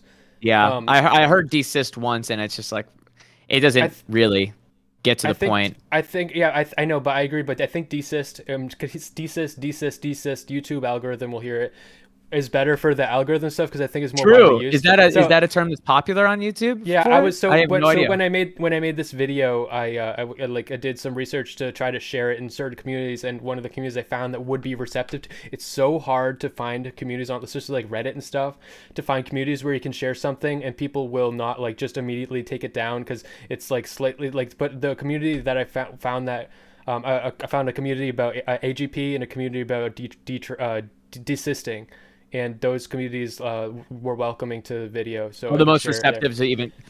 There are a lot of people, that think that the idea that telling people and letting people know that there are alternative choices to transition and being trans for gender dysphoria, for things that aren't even identity based. It's just like, because I have gender dysphoria. I always have. I want to get to feel my point, fundamentally uncomfortable with being male. I've always hated my body. I see my body as a grotesque satire on God's image. Like, I've always thought of my body as being the most disgusting thing that's ever existed. Okay, so I want to. So for me, it was the wanting to be the thing that people would love. I wanted to be someone like that would deserve, like all these things. I just had so much more value in that, and. For me, desisting or not transitioning, whatever, it was a traumatic experience of humility and loss of like almost like a narcissistic meltdown where like I had to lose like my ego death. You know what I mean? Yeah. And I've come out of that though. Actually loving my body. And actually feeling like I'm beautiful, and like almost as a rebellion. And I like to feel beautiful even at my ugliest. I feel beautiful. Fuck you. I don't feel like, okay, so I've made improvements personally. I don't think I'm beautiful, but that's its own separate thing. The things that I find disgusting are also things that wouldn't be solved by transition. And this is another thing that's kind of hard to admit, is that the things that I find the most disgusting about my body are the things that don't get changed. I think my rib cage is unconscionably large based on what I would want my body to look like. I think I have a frame that is like fucked. I have like a fucked frame. You can't really do anything about that. There aren't really solutions to that. What do they call it? The mesomorphic or whatever. The one where it's sort of like, they call it the ideal male of the three. Like there's the triangle and then there's fat and then there's the mesomorphic in the middle, whatever they fucking call that shit. I think it looks like, my girlfriend has referred to me saying that I have the body of like a 1920s boxer. And she's right, and it disgusts me. That's the kind of stuff that makes me feel dysphoric. It is my skull shape, things like that. And for a variety of reasons, that doesn't really go away for me. I've just stopped caring as much. And I had a perspective very similar to what you had. I would describe it as humility and ego death. One of the earliest, the analogy that I've made so far of like how I can explain what my change of thought was is that I realized that identity, whether it's gender or anything else, is always fundamentally concessionary. There's always a massive amount of concession in any form of identity that you fit into, because every individual has like this uniqueness down to their core that the deeper you look in, the more uniqueness you find, the more incongruity can be found. And I see in people that once they get down the gender identity thing, they say, well, I don't fit cleanly into male or female as these like cultural roles that I understand. And then, oh, here's another thing I don't cleanly fit into.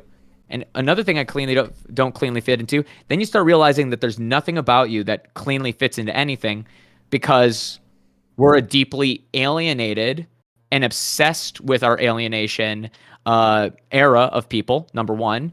And we've sort of been encouraged, I think, to not concede to identity, especially people that are like in liberal zones of the world. Like you going to that to the arts college, or me existing as a sort of like a young atheist philosophy style fucking bro or whatever, you understand very much so that the things that are unique about you are supposed to be like uncovered. The Enlightenment sort of talks about this, like everything that can be perceived ought be perceived. All knowledge is in that includes knowledge of difference must be witnessed. And then there's also something in it with liberal identity. And when I finally figured out a way of understanding and coming to terms with the innate concession of all identity, I was able to find a level of peace on all of those levels of difference that didn't exist before. And I was able to recognize the amount of conflict that comes from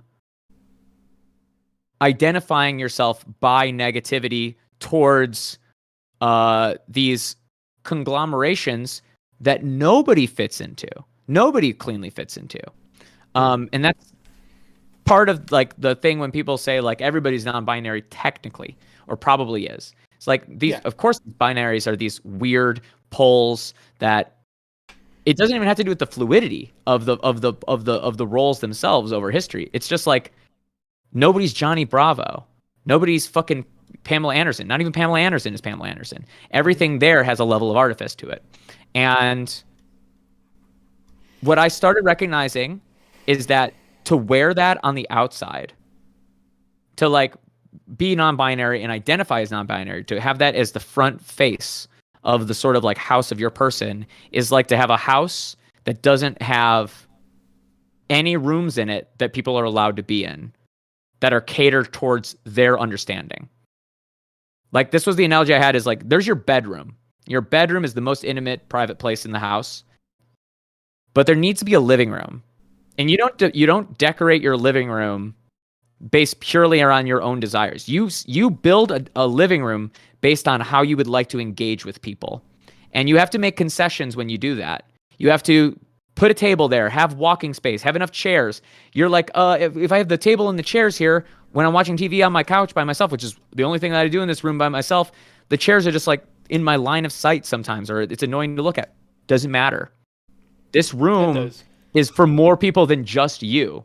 Your identity is for more people than just you. Yeah, I get there's certainly utility to it, but I don't think it's not needed anymore. I think in the internet age, I think it's incredibly unneeded. But I have a different philosophy about what you said about uniqueness. I think the more you dig down, the more you realize you don't fit into these boxes, and the more uniqueness you have. But I think really underneath it all is true commonality. We're all the same. We all have different trauma and baggage, that affects us, but we're all the same mechanism. And like, unless you like have like some like truly unique birth scenario, like genetic or whatever. But I'd rather think about people as the same, and our differences are not for us being different or unique. Our differences are only in our experiences and our whatever, that kind of shit. Oh yeah, I mean I don't disagree with you on that. I mean that is where our difference comes from. I don't mean difference on like the physiological. We're not that unique. I mean, we occupy different space. We all have different experiences, the chronology of our lives.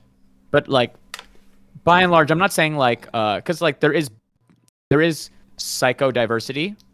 There are people that are schizophrenic. There are people that have certain personality disorders. But I don't even mean that. I mean like just on the level of like, at any given time, me and you are experiencing a completely different life.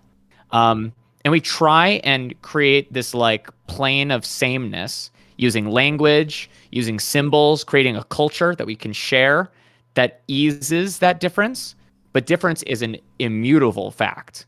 We are all, it's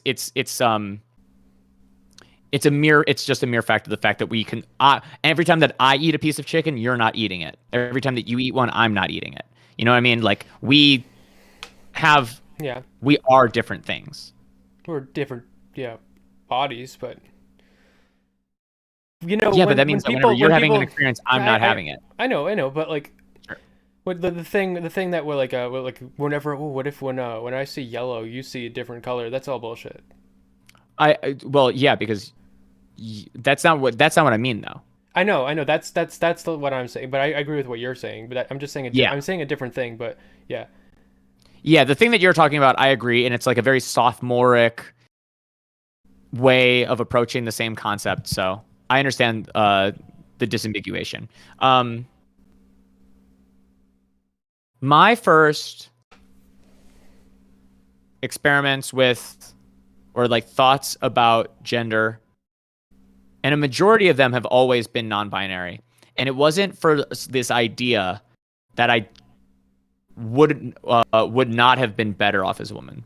Like if you would have asked me, and you were like God, and you could see straight into my brain, and you asked the question to me and I couldn't lie, I probably would have said, yeah, better to have been a woman, absolutely.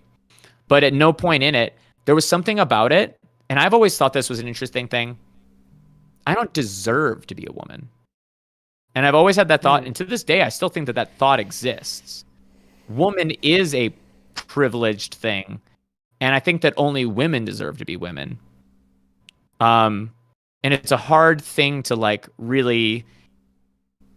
I barely think that I deserve to be alive, let alone I strongly don't think women deserve to be women.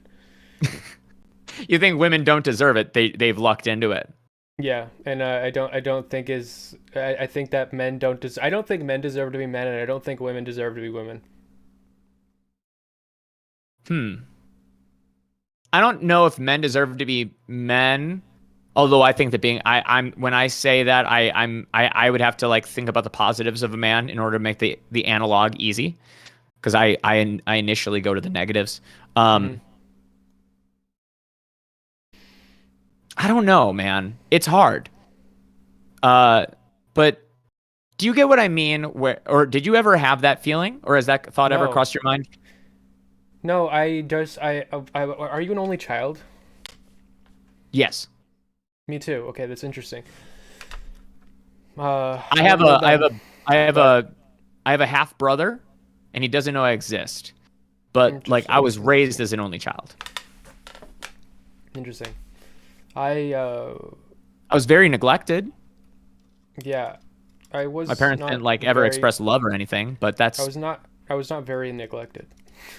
So I think I always have a sense of deserving hmm. of basic humanity. I think, but the things that I think I deserve are things that I think everybody deserves. I think nobody deserves anything, as far as I can tell. I would think everybody deserves some things. We don't have to go into it too deep, but like I don't know. I think that we get things because we are able to like hold the threat of withholding our own resources to others if they don't give them to us. It's like the reason that we all Yeah, deserve sure, things, that's whatever the we deserve. reality. That's the reality. But I just believe people deserve things, and Man, I don't. Okay, that's interesting to me. I just don't know how to. so I don't like know how to believe that. one of the arguments that like incels make, that like some feminists, maybe you would make this fucking argument. Like incels will be like, oh, we deserve intimacy, we deserve sex or whatever, and then feminists will be like, you don't deserve shit, fuck you. And that's not, they're not saying that they like, I you don't deserve to have sex with me, and I'm like, yeah, they're not Not saying that. you. Yeah, they're not saying that they deserve like a person to fuck them. They're saying that they like they're humans, and that they're not getting this as a problem. That's what they're saying. Sure. And I believe it is a problem. Like, they do deserve intimacy. They're being failed by society on some level. You know, whatever that, whatever we, however we can identify that. But people deserve that. People deserve you know, basic basic human dignity and needs met. And I think When people people starve on the deserve. street, do you think that something bad has happened? Yeah. Hmm. You don't. That's Not fucking really. insane. That's insane. Not really. I mean, like I would prefer it, but I don't think something bad's happened. My thought is like life and death. That's just how she blow. They're gonna die no matter what. And like I don't. So to me, morality is a property of people. Um, unless somebody has failed to uphold a moral principle, I don't think anything bad has happened. So like nothing bad happens when someone dies of cancer. Nothing morally. There's no failing there. Like I'll feel sad, likely. Morally, morally, as in you can't assign blame, I guess. But if someone is dying on the side of the street, maybe you could assign blame to failures in the part of society that shouldn't allow that. But if we had a cure for cancer and someone dies of cancer, I would say that's immoral. Sure, yeah, like Unless the it AIDS was crisis is the most obvious analog to it. yeah, The like but ability like to like really put research into AIDS um, was certainly held back in a. I don't know. It's hard because like there's like, does anybody have a duty to it? I don't think so. I think we all do. Why? Um, it all goes. This whole conversation goes all the way down to, um, I don't know if I want to make this analogy because it's so stupid. Um, just when some people are like, "Oh yeah, but do you think life?" I think life is imbued with life. Life wants to live, and we have a duty to life when we, like if it just is like this. I guess is the only spiritual thing I believe, but I think it's not just spiritual. I think life tries to perpetuate itself, and it's just our job. You got to do it. That's the point of being alive. And I see it. you could have a Thanos like, oh, but yeah, but maybe it's better if we snap half of people away. No, I think, you know what? No. No, I'm not some kind of fucking sicko. I know. I'm saying like an extension of what I'm saying. Yeah. That, but I still don't agree with that. I just no matter what. So I think that there is a will to life. Hey, what's going on? Bucket the mentally unstable. You followed me 2 days ago and now you're following me again. But with a single T instead of a double T at the end of bucket. Check that out. That's how much fucking memory I have. You're double following me? You must love me, Bucket. Welcome to the goddamn tuna tin. Don't kick the bucket. That's interesting. I think that humans both have like a strong will to life and a strong will to death. And that the will to life is a thing that is a property of things that are living, and that life is like compounded, concentrated energy. And that the entropic forces are there. Matter that is life wants to also no longer be alive, because life has this sort of kinetic state of stasis that creates a great anxiety, and then entropy relieves it. It like removes layers of that anxiety by constantly changing the moment. You're fixating you're fixating on the individual. I think life is itself a process. So you think about it like from the fucking crystals that turn into little fucking like little organisms in the water, and it keeps going out. It's just one fucking thing. It keeps going out.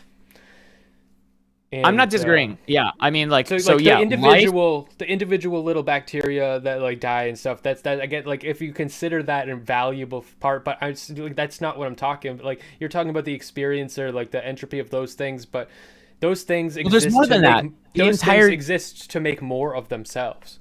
All of life, though, is so. If life is a rule of nature, and it's continually reproducing itself, reproducing in form, reproducing in sort of metaform, because that's what I think all culture is, by the way. I agree with you. On a deep level, we live in this sort of fractal assemblage of recreation. I am recreating form by talking to you. When I share my opinions, I am hoping that my opinions will multiply and that the things that I like about me will propagate. That's I in making objects and making art, I am externalizing thought. I am multiplying cognitive patterns that are happening in my head. There's all kinds of stuff.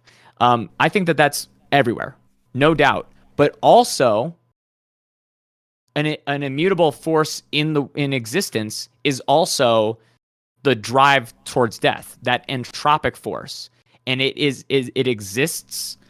And sure, you could say that life's job is to fight Thanatos. It is to fight against that sort of entropic, ever-present. Yeah. And I think that that's fair.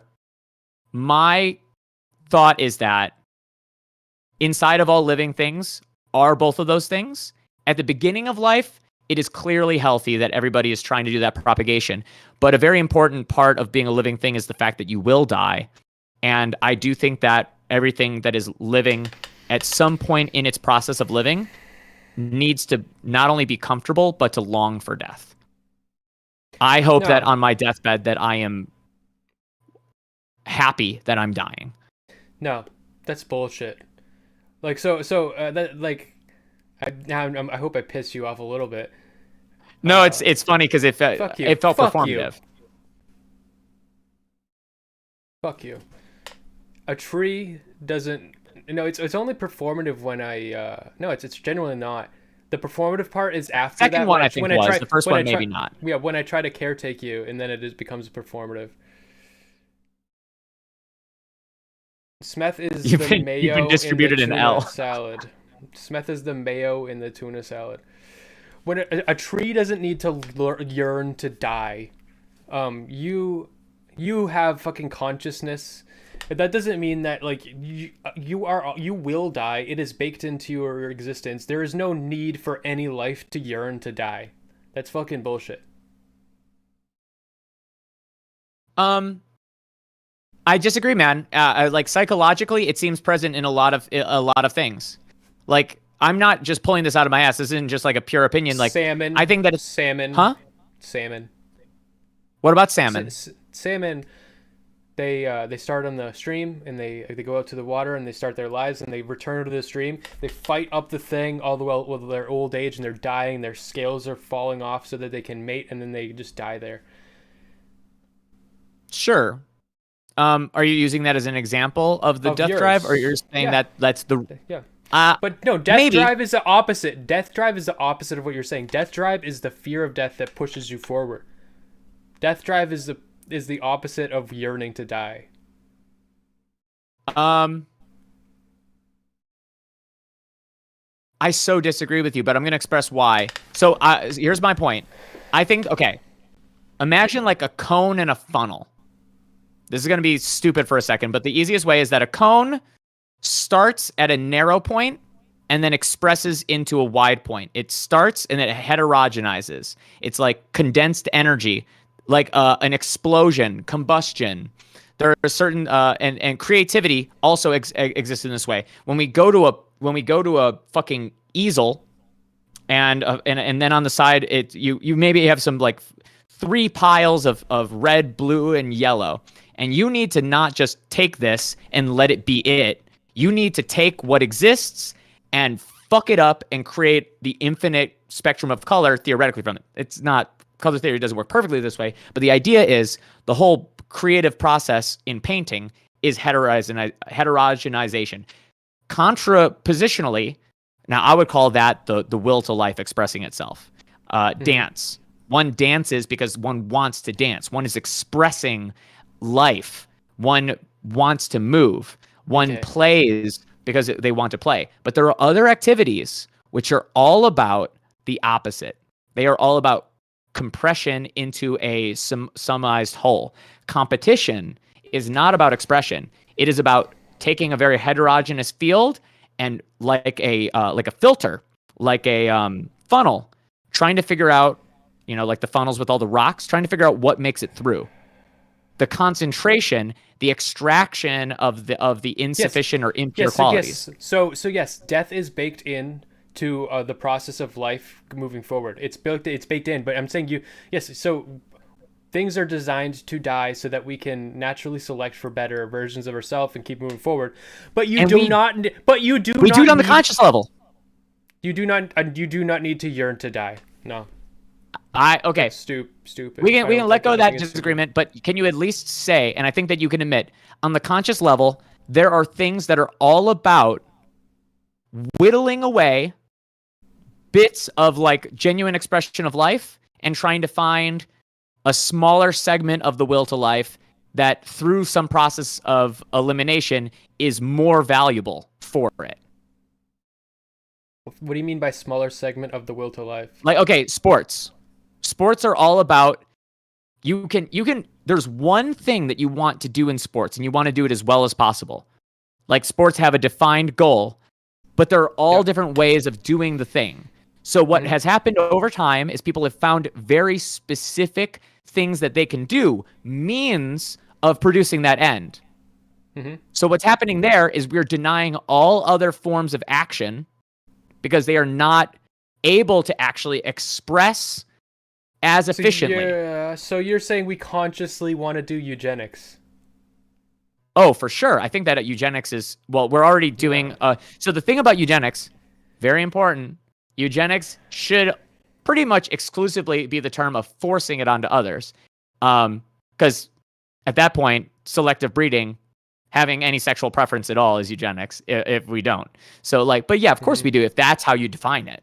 We all want to become a more pure humans? Skilled version of ourselves. This is such a fucking, all you can think of is humans, dude. Well, of course I'm talking about humans. It's the only people I can fucking talk to. I'm talking about nature. I'm talking about nature and life. Humans are just fucking insane. The fact that we think about eugenics is insane. The fact that we think about our own death is fucking insane. Okay, you can put it that way. Compared to anything else, it's fucking spoke. It's just completely new. I think that you're right to say that it's new. We are the most punctuated form of Thanatos. That's my opinion also. But whatever. The whole point is that I think Thanatos is built into the organism. You don't need to want to yearn to die. In fact, I think I think life always I agree. needs to yearn to live. I disagree with the second point, but I do think that it is unalienable. We could develop into a species that needs to yearn to die in order to perpetuate ourselves, and I think that we should not act like that. Because if we were to eugenicize ourselves into a species that needs to yearn to die to perpetuate our existence, we would okay. be miserable. What is war? What is war right now? Because I agree, I'm anti-war, and this is one of the main reasons. I agree with you. That's what people are already doing. That's one of the things that's so bad about propaganda. They're not Propaganda is attempting to motivate Thanatos. Martyrdom as a fantasy. The whole Christian myth of Jesus is about trying to glorify martyrdom. So I don't disagree with you. Yeah, fuck that. It fucking sucks. What's going on, Jenny? I don't think that's natural to us. We're talking about all the bad. Fuck it. It's the anti-religion hour. Fuck Christianity. Fuck Islam. I don't know enough about Judaism. Okay, I got an idea. So people are telling me I should do some more performance art. So are there any? Okay, like we got to end this because last time we did a stream for like fucking 6 hours. So it's got to. You want to end it this early? Like in like half an hour. We'll cool down for like a half an hour. Do what you will. I have an idea. Go for it. How many religions do you think you could possibly convert to sitting right here in the next half hour? How many religions could I convert to? Yeah. None. I have never had any spiritual belief in. No, I mean my like heart. no, like a technicality. Like I mean like what like how many religions is there? Like I mean I'll do it. How many religions can I like look at Google it and then it'll tell me how to convert to it and then I can just like say the magic words and then I will now be that religion. So there's almost certainly a confessional booth that you could call up so you could become Catholic. Not hard at all. I'm sure there's a digital priest standing by. You probably couldn't become Orthodox. Could you become being Protestant requires very little things. All you have to do is look up a picture of like an African child on fire and not shed a tear. And then boom, you're Protestant now. If you wanted to convert to Islam, you probably just have to do an internal oath to God. So that's pretty easy. Judaism, you're not getting in. You're not allowed to be a Jew. They won't. That is a hard club to get in. Yeah, call up Sneeko. He'll tell you. He knows a guy who can get you all the necessary papers. I've been telling people that I want to be transracial but be Jewish and see how that goes. Well, you pass already. Yeah, my name's Seth. Yeah. Nope, I think you froze. You froze. No, me. Fuck. My fucking thing crashed. I don't know what the fuck's going on with my computer where it does this shit. God damn it, man.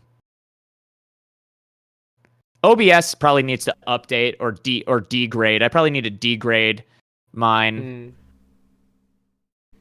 Yeah, OBS is finicky technology. Yeah, it usually works so well for me. But today to have two crashes. Earlier today, so I started doing a long play of...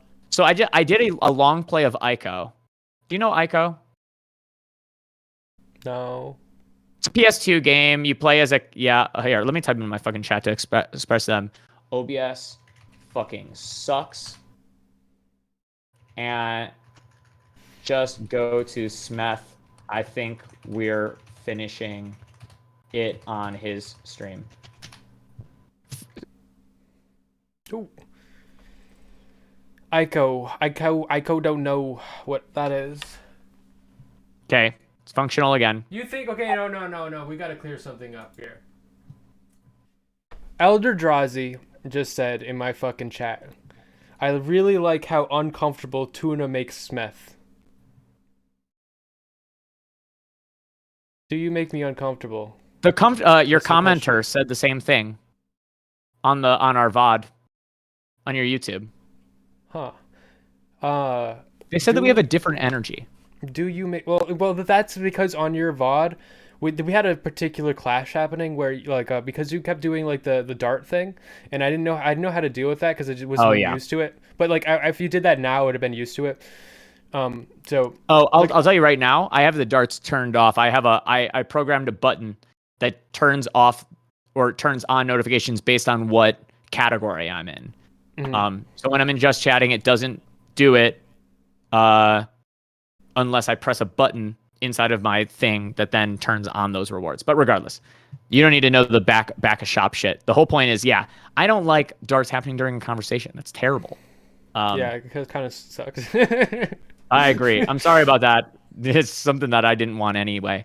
The darts But are. I'm trying to figure out. So people. So yeah. So this is Drazi saying, I get visibly uncomfortable when I talk to him. Okay, I don't think I get I can't say I don't think I get visibly uncomfortable. I don't think I'm uncomfortable. I think I'm straining. I think I get tired. I think Why do you get tired?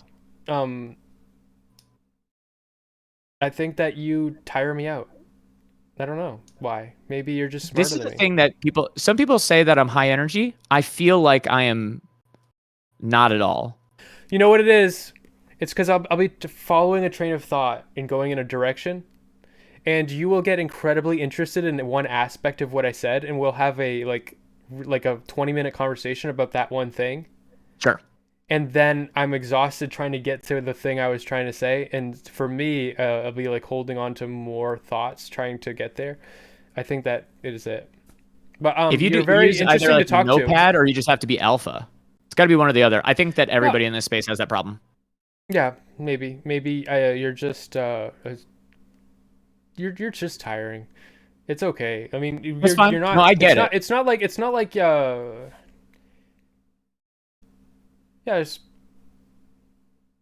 Some people It's a bit of a flaw. I don't think it is because It's a bit. It's a bit. So the reason I would say it's a bit of a flaw is that if in communicating to somebody, a sentence like you have a desire to get your to walk me down a road. I'm Maybe. currently on a diverging path as we speak right now, very Yes, likely. absolutely. But you have like a road that you're trying to go down. And then because you want to get there and because you know that you're talking to me, you have two options. Change the way you're speaking such to like predict what speed bumps could potentially happen and then remove them or design them to not be speed bumps, or completely change the way that you go about moving through it. Oh, what's he grabbing? Oh, I just threw something in the trash. Okay. You, buddy. I saw it. I saw my entire body flash but before my eyes. Let me see. No. I think I'm glad we're having this conversation. I think that if people don't I think that it's like morally repugnant to talk about transition without talking about the costs, the financial costs. Oh yeah. This is the thing that doesn't get talked. That's the most important part of it, like so. In my so opinion. that's part of the thing for me. It was like it's just so many. When you look it up, this is a rabbit hole. This is surely a rabbit hole. There's so many other things I think. But yeah, like it's for rich people. Like yeah, but like if you're not rich, like in my video, I said that I don't think that I would be nearly as attractive had I started changing my body. I mean, maybe if I was a fucking trillionaire or whatever the fuck, but yeah. But like like the amount of transition that I would be doing, that I would be affording, and just like be fucking myself up. It's what is it? You talk about the uncanny middle period of like a haircut, but for your entire body. That's one part of it, where it's like this. Nobody wants to have a body that is a work in process. A work in progress. That sucks. And a lot of people, through a majority of their transition, feel that way, and they never know if they're actually going to get out of the construction zone. And that's an anxiety that people talk about a lot. But then there's also the fact that in transitioning,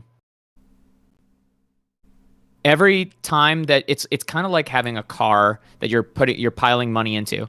Every time that you put money into it, that you're then changing your appearance, and you're like, well, that got me closer. And the closer I am, the more that I'm thinking about how far away I can be, the more things that I want, it piles up. It's almost like choosing to be diabetic, the amount of money that it really costs over the course of your life. It costs so much money that, because I thought about this. Remember the Twitter poll? Everybody in chat. We've got a majority trans chat over here right now. Y'all saw the Twitter poll. If there was a pill that made you no longer trans, and specifically made you no longer have the desire to transition, the dysphoria, et cetera, whatever is the motivation for you, would you take it? More people said no than unsure and yes combined. And one of the main reasons, I think, is because you need to say no. You need to have that mental switch flip in your head in order to begin transitioning. To begin transitioning, you need to already make the choice in your head. Okay, even though there are tons of bad, there are tons of sacrifices here, you've already accepted the sacrifices and you've gone through the emotional hurdle of that. Some people are saying the question would supplant HRT, and people are saying, would I be forced to take it? It doesn't sound like you're forced to take it. All they're saying is like, what if this was the main thing? HRT is still an option, but this is the main thing because it would naturally be, because it would be the thing that costs less to produce, right? If you could just take a pill, kind of like an antipsychotic, if you took a monthly prescription that just got rid of gender dysphoria, would you take that?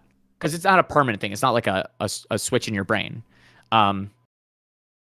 And fuck, man, between the mental therapy that you have beforehand that you could get, and then the fact that in the process of surgery, there are a lot of people at the end of their surgery, they have to go to therapy for the fact that they have a sort of like phantom sense of self.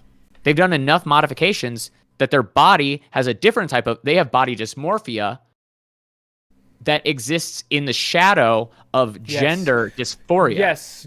So it's also like a gambler's fallacy or something, like, or what? Not a gambler's fallacy. The one where it's like, the one more try, or whatever. Or like a lot of streamers have this I'm gonna try to like one more game. Yeah, and it never ends. Another part of that that in the other direction, on the other end of it, like people will like, I'm 29 and I'll talk to a trans person that's like 33, and they'll tell me that I'll say like, well, even if I wanted to, I feel like I'm too old and I don't want to because I'm too old. And they say, yeah, but I wish I started when I was your age. And no matter how old you get, someone will still say that to you, no matter how old you get. Yeah, for sure. And also, let's say that you do get the one more try, and then people talk about, and you get to be the person that, because they went for one more try, you won. That's survivor bias. Those are the people that are, Jenny kind of expressed it here. People who are like 18 months on HRT and now I look like a woman, and they post the trans timeline that is like this incredible, unique success story. Well, of course you're posting that on social media as aspirational content. Inspirational, aspirational content is absolutely the type of thing that gets like a bunch of clicks and likes because it's rare, and it's everybody wants to buy into it because we need to feel like the costs are worth it no matter what we're doing. Yeah. Like selection bias, right? There's in college, there are several times in college where people are like, I'm gonna be real with you, champ. This fucking sucks. I'm not making money. I'm making debt.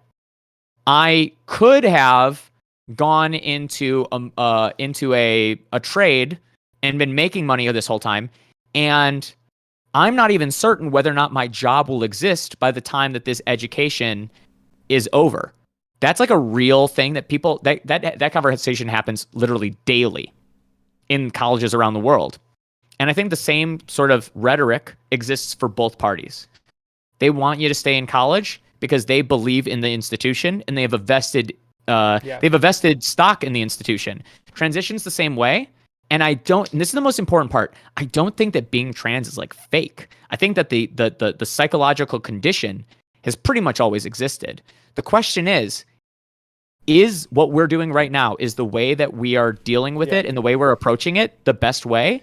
And I think we have a hubris where we're believing that we've gotten to the end of history, that our conception of the best way to deal with gender dysphoria and the best way to deal with identity incongruity is what we have now.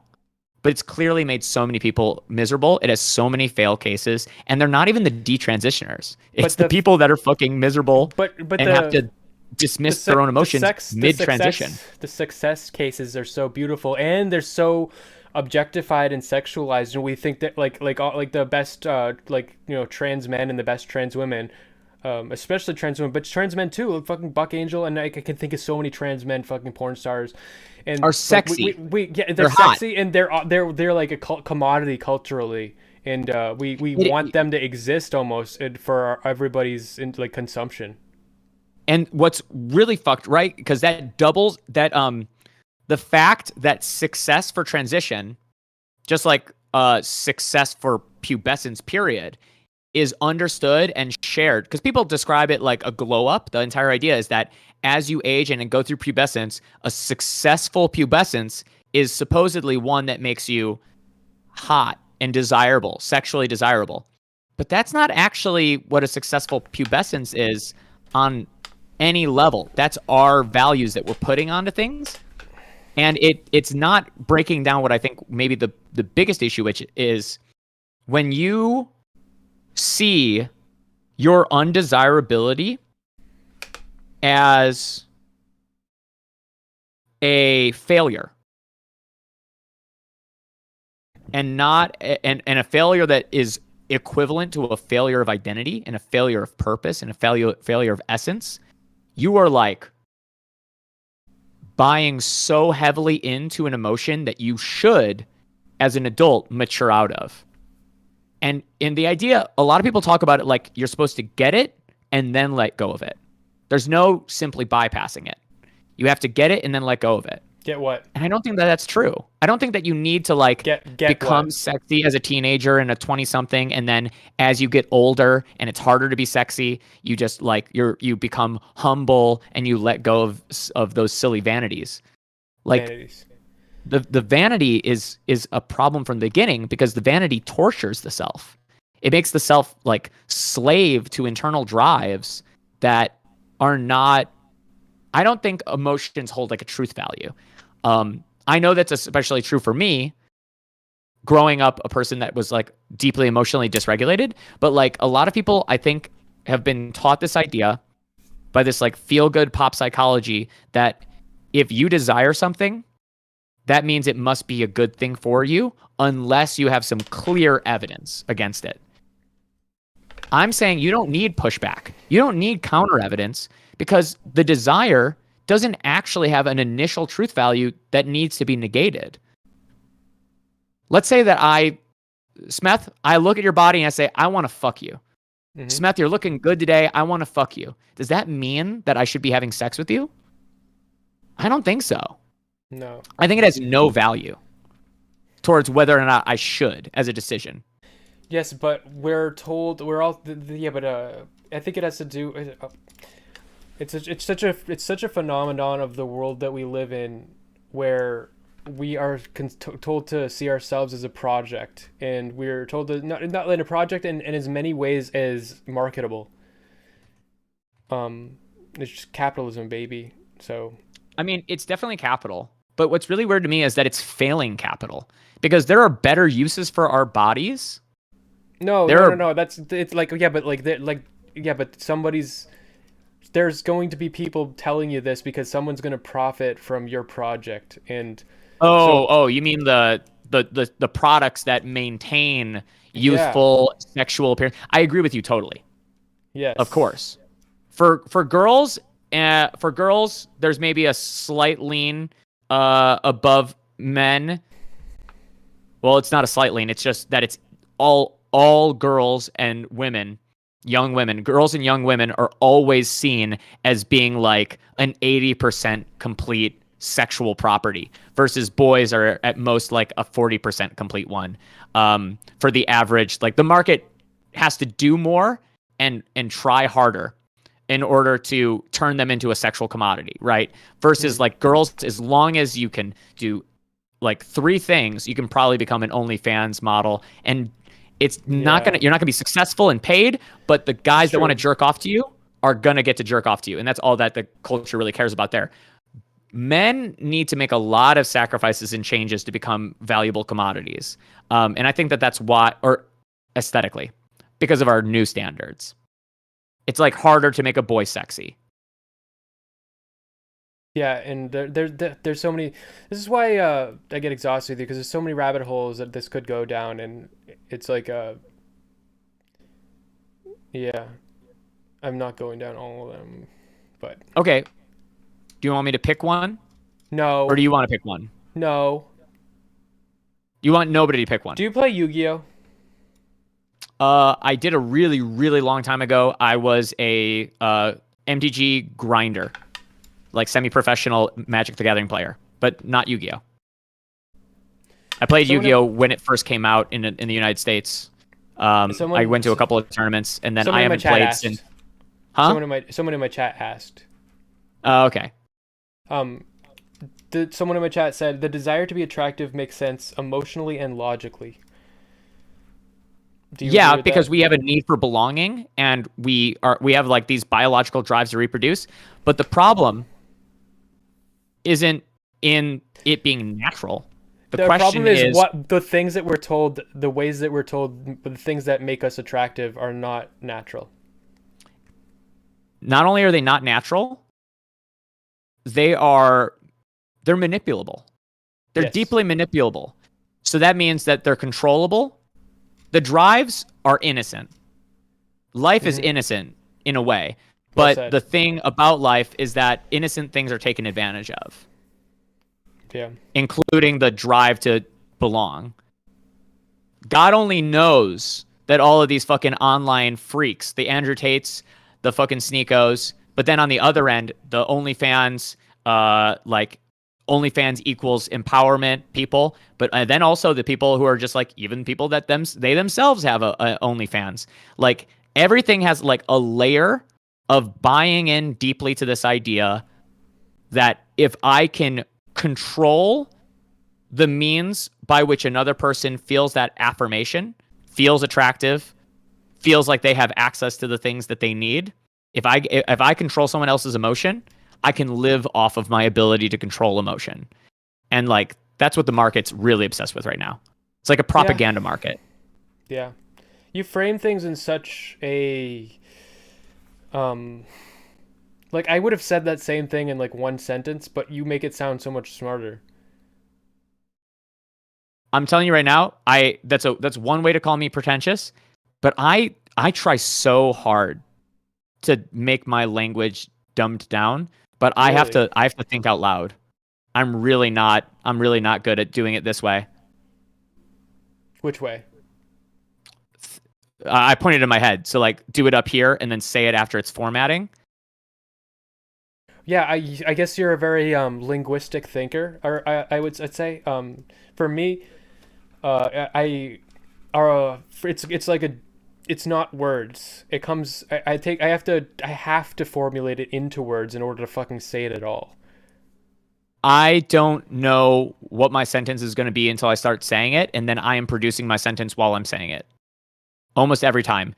When that's not true, I have pre-written it, and I, in the process of writing it, am talking in the writing, and then I have to edit it.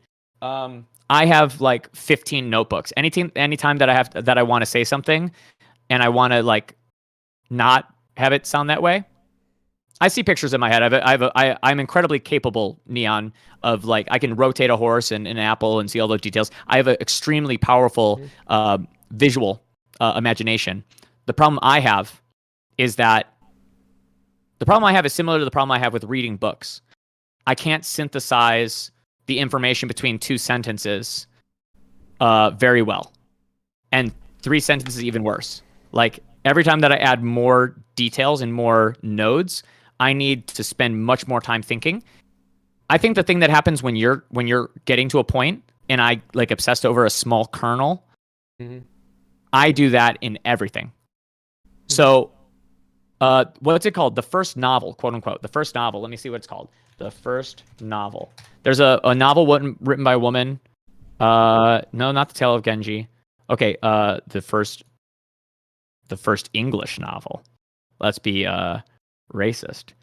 No, not this one. What is it called? It's not okay, whatever. There's this story about a fucking slave couple that are kidnapped, and then they're separated to 2 different plantations, and then the man goes to go find the woman. And I remember when I first read it, the first paragraph goes into this descriptive language, this flowery language about the scenery. And I can't picture it because it's too many details and not enough nouns. I'm like looking at it, I'm like, okay, I'm getting lost in thought. I can't actually imagine the two objects that you're describing existing in one space, because I can only like imagine like one camera shot where the one object in all of the different details you're talking about it. But like, I find it very hard to. Yeah, my bandwidth is narrow. For me, it's the exact opposite issue for communicating. Like so that like that's very interesting. That explains it. For me, it's the exact opposite issue for communicating. I have a lot of fucking connections happening at the same time, and condensing that into words is really hard, but it makes it hard to focus. It makes it hard to focus on a sentence. It means that I lose. So I have like a big fucking storm cloud above my head at all times of all of this fucking like parts of the conversation, that all these branching off things, and like I can see all these connections, but as I start talking, it makes all those cloudy, and I have to pick sort of some of them, and I lose a lot of them, and that's. I have that cloud, but I'm not born witness to it. I have it deep in me, and I have like a bottomless level of memorized connections and patterns, and they are every time that one of them gets triggered, and I remember one from somebody saying something or me saying something, it's like I've thought it for the first time, and it's like a euphoric experience. So I can't help but then. That sounds about right. Stem off. I can hear it. I can hear the euphoria. You can hear the what? The euphoria when you talk. Yeah, for sure. Yeah, it's in there. It's similar to comedy. I've thought about this before, where this is one of my memorized thoughts. Obviously, that's what the previous sentence means. There's this so incongruity that then is revealed to have a secret congruity. That is what jokes are. You set up an incongruity and then you reveal a secret congruity. That is how all knowledge works and all like euphoria happens. So I'm constantly at a state of incongruity between my thoughts. Like everything feels very isolated, because I only see one at a time, so that whenever something comes up, if there is a secret congruity, boom, it happens instantly. Probably due to my narrow bandwidth, versus like if you have like 10 things, there's probably some level of congruity that's always present. Incongruity and congruity are simultaneously present. But there's not as much of an effect. But you can't discuss all of those 10 things at the same. You can only just talk about one of them at a time. In order to you can't memorize a thing that describes the connections between a billion things like that are like connected in a very reactive way to the conversation. Like it would be infinite. It would be almost impossible. You have to do it on the fly, and so you have to pick which ones in it. For me, I struggle with that, because no matter what, when I start walking down that path, I lose so many. Because for me, my thinking is so it's just not very verbal. It's very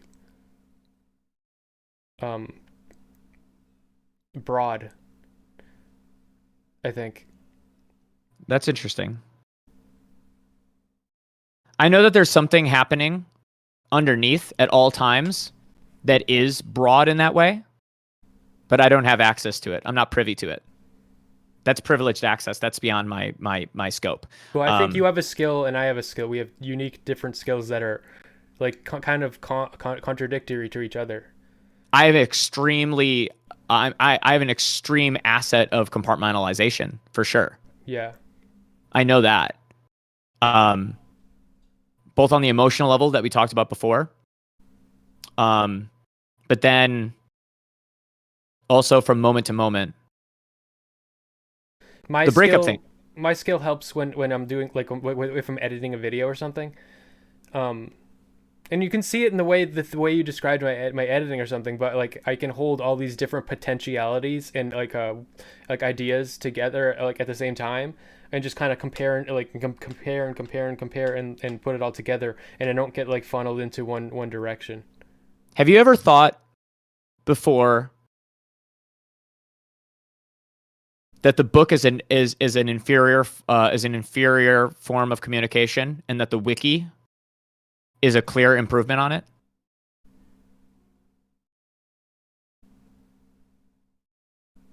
Maybe. I don't. I think I've heard this idea before, but I'm not sure how it feel. Because book is, I just see them as different. I think they're different, but like, so you went to an art school. Hmm. You know Deleuze and Guattari, right? No. Deleuze and Guattari wrote this text called A Thousand Plateaus. And one of I've the heard concepts that. that they discuss and the motivations behind it is the idea that books are arborescent. They're as a tree is, in that there are roots, there are leaves. The roots are in many ways like the table of contents is the root. And then the leaves are these places that you can go from it, but there is a tether point. There is something that is and the idea of the linearity of a text is that it is designed to build towards a specific end, and that is Yeah. the production of a seed, the idea that they were trying, the I seed of thought. understand. I understand like the difference. It's. Okay, I just think that like a book, is better for like a narrative, and if you know what you want the reader to experience and you want to force it and have it very controlled, then a book's better. sure, Someone in chat just said, that's the "What the utility. hell?" I don't even know. Like, this is might be. I don't know if this one person said this is interesting. Someone else said it's not. I guess. Well, okay, so A Thousand Plateaus is written before wikis exist. It is a book, but it's meant to be read not in an order. None of the chapters have Oh, build off of one another, but I they see. do all pertain to the same subjects and concepts, and they use the same words. And when a word happens, it has a number. And then in the back, you can figure out it has what's that called at the back of a text, where all of those same word. It's usually in textbooks for schools. These are all the pages where this word comes up. Hmm. Index. Index. Yeah, yeah, yeah, yeah. Yeah, there's an index, but there is no table of contents and there is no intended linearity. There is no point. There's no singular point. The idea is that there's this glossary. It's glossary and index. One of you guys knows what it is. It doesn't fucking matter what it's actually called. The whole point to me, I actually think that a book happens automatically inside of the person's brain, no matter how hard you're trying to make your book. There's a book that happens in their brain. This is more true of me as a reader than anybody else that I've met so far. But I think that it's true in some varying degree. When you read a book, you are not reading and experiencing the exact perfect experience that the author wanted. So what they basically said is, we're the book that they're going to read is going to be read no matter what.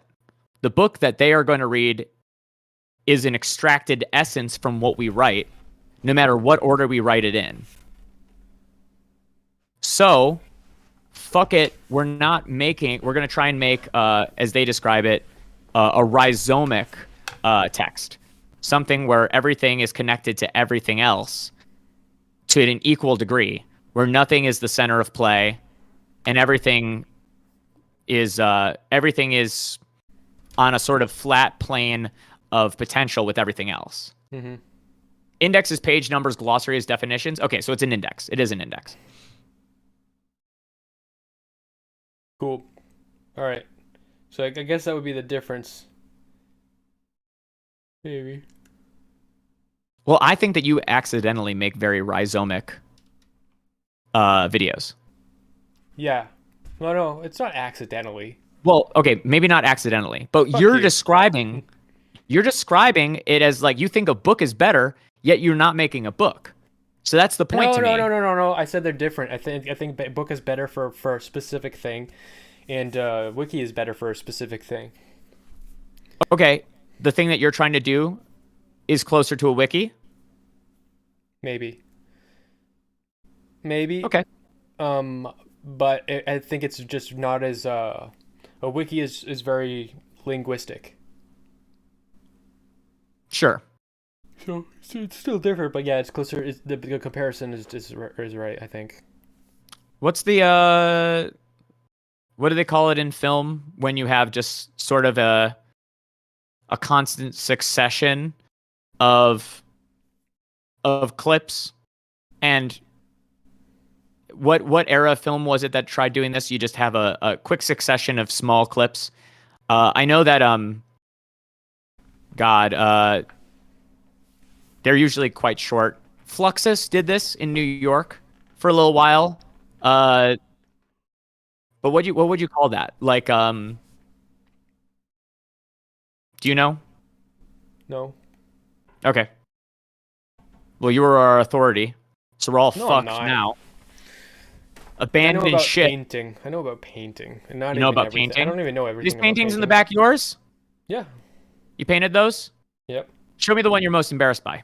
The one that you feel the most failure in. Wouldn't probably be one of these. Yeah, you keep those on the screen. Do you have one accessible? One that I think is the most fail. I don't think a finished painting I might have much failure. The portraits could always be better. This one I like the most. But hold on. Do you suffer when you paint ever? Oh yeah, it's really long. It takes a very long time. I'll show you both of these. Okay.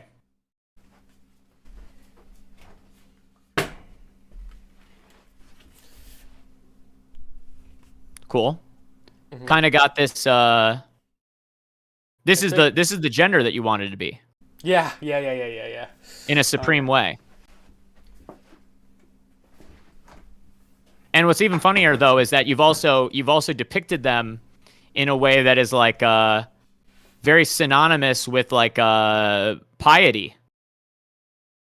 There's a subconscious leaning of that. There's a subconscious message there. I posed her with the photo and everything. Those are my clothes and everything too. Oh. And this is another one. This one's about like the hair.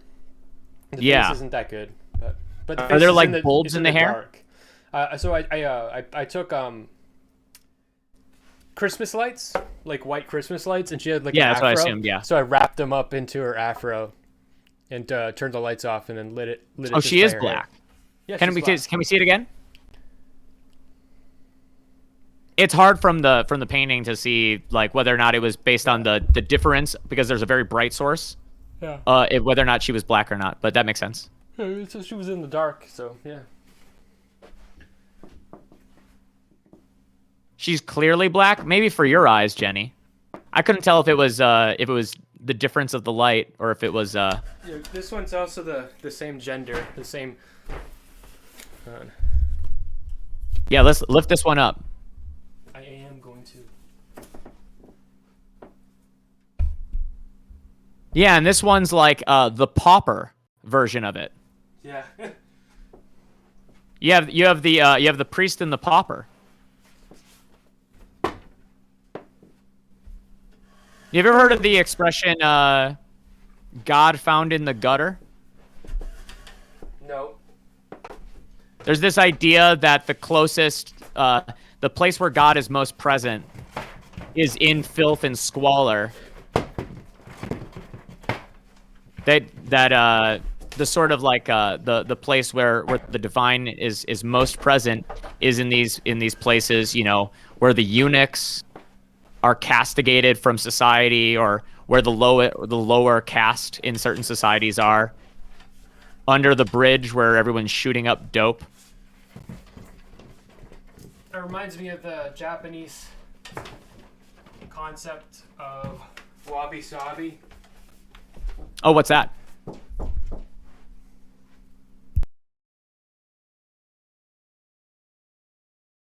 He's got some shit at the door. Wabi-sabi. That's when. What's up? That's the beauty in something imperfect. Oh yeah, This is one of my favorite. that's cool. I like that one. The large amount of shadow in the middle makes the cool contrast.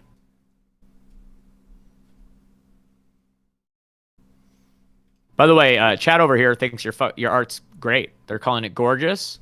Thank you. They're saying that for fuck's sake, they're great. That's really, really good. I love that. Well, if I was that gender, it would have been easier to sell them. That's true. Very true. I think that there's something to be said though about that that concept as it's present in this sort of in that gender. Because there's something about rejecting womanhood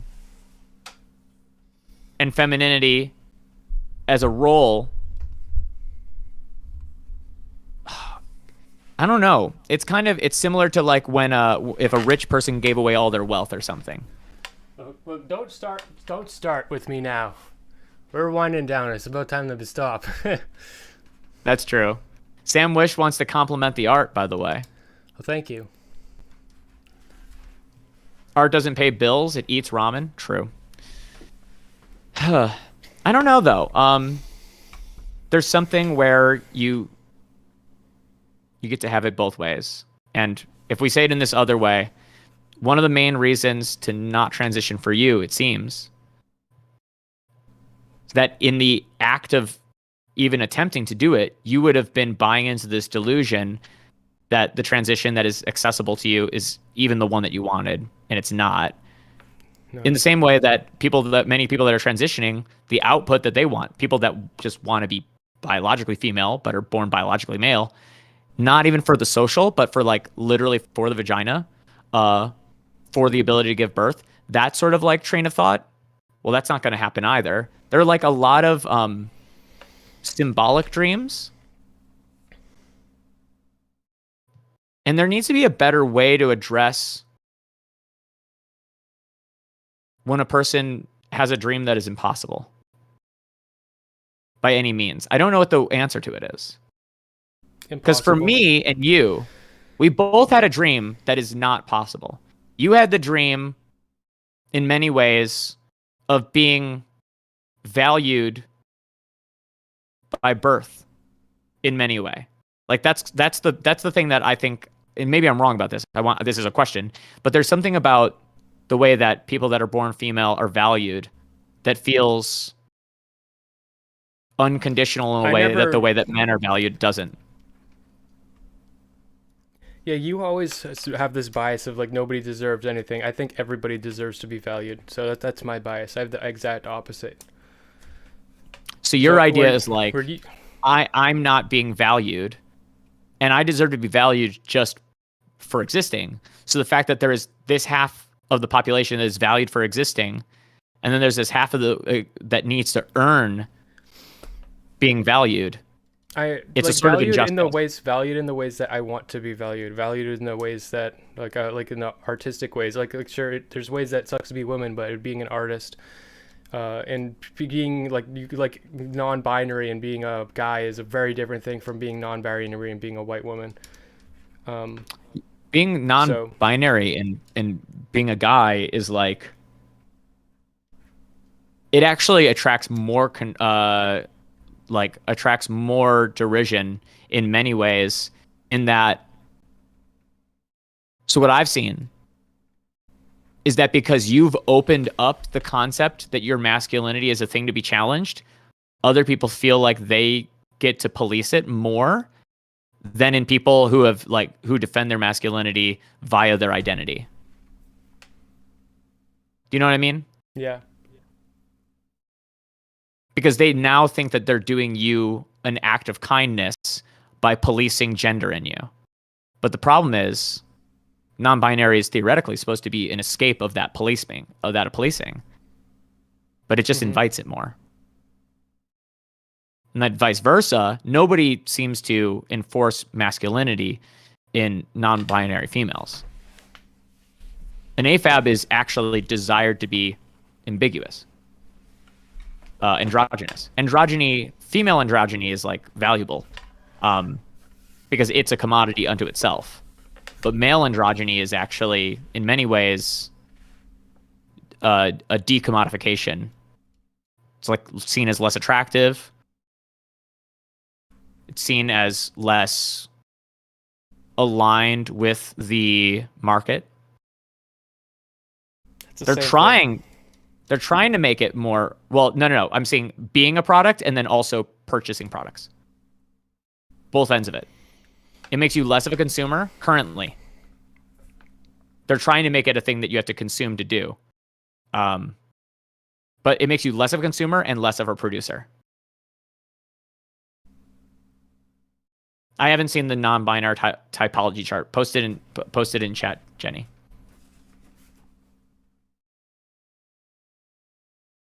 It's really weird. I do want to start heading out. Yeah, I can tell you're being withholding in the way that a girlfriend would before a breakup. Before a breakup. Before bed. Rock and roll was all about androgyny? Definitely. It was about trying to sell androgyny. Huge part of it. Hair metal. That was a period of time where gender ambiguity out of men was able to sell products.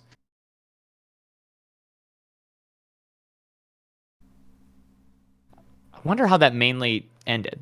Grunge, sort of like a anti-capitalist affect from an economic shift. The 80s. Oh, it's 80s. It was homophobia in the 80s probably was the main thing that killed hair metal. Kurt Cobain wore drag. You could say that. This is another thing. People say Kurt Cobain is trans or was trans and never came out. Kurt Cobain is an exact example of a person who was able to explore their androgyny, explore femininity, and not have it be incongruent. And that's the reason that I think Kurt Cobain didn't transition. I don't think that Kurt Cobain killed himself because he had a repressed transition. I think he killed himself because being famous is terrible and he was psychologically unhealthy. You use voice meter, huh? Yeah. Good. I want everybody to use it. Unless you're using the Elgato one, which is essentially the same. Nope. All right, I'm breaking up with you. Hey, if I see you having sex with someone with a bigger dick and a less exhausting personality tomorrow, I'll cry, but I won't feel it. I'll date you again another day. Tell me when we can get back together. All right. Okay. Talk to you later. Talk to you later. Bye. Good.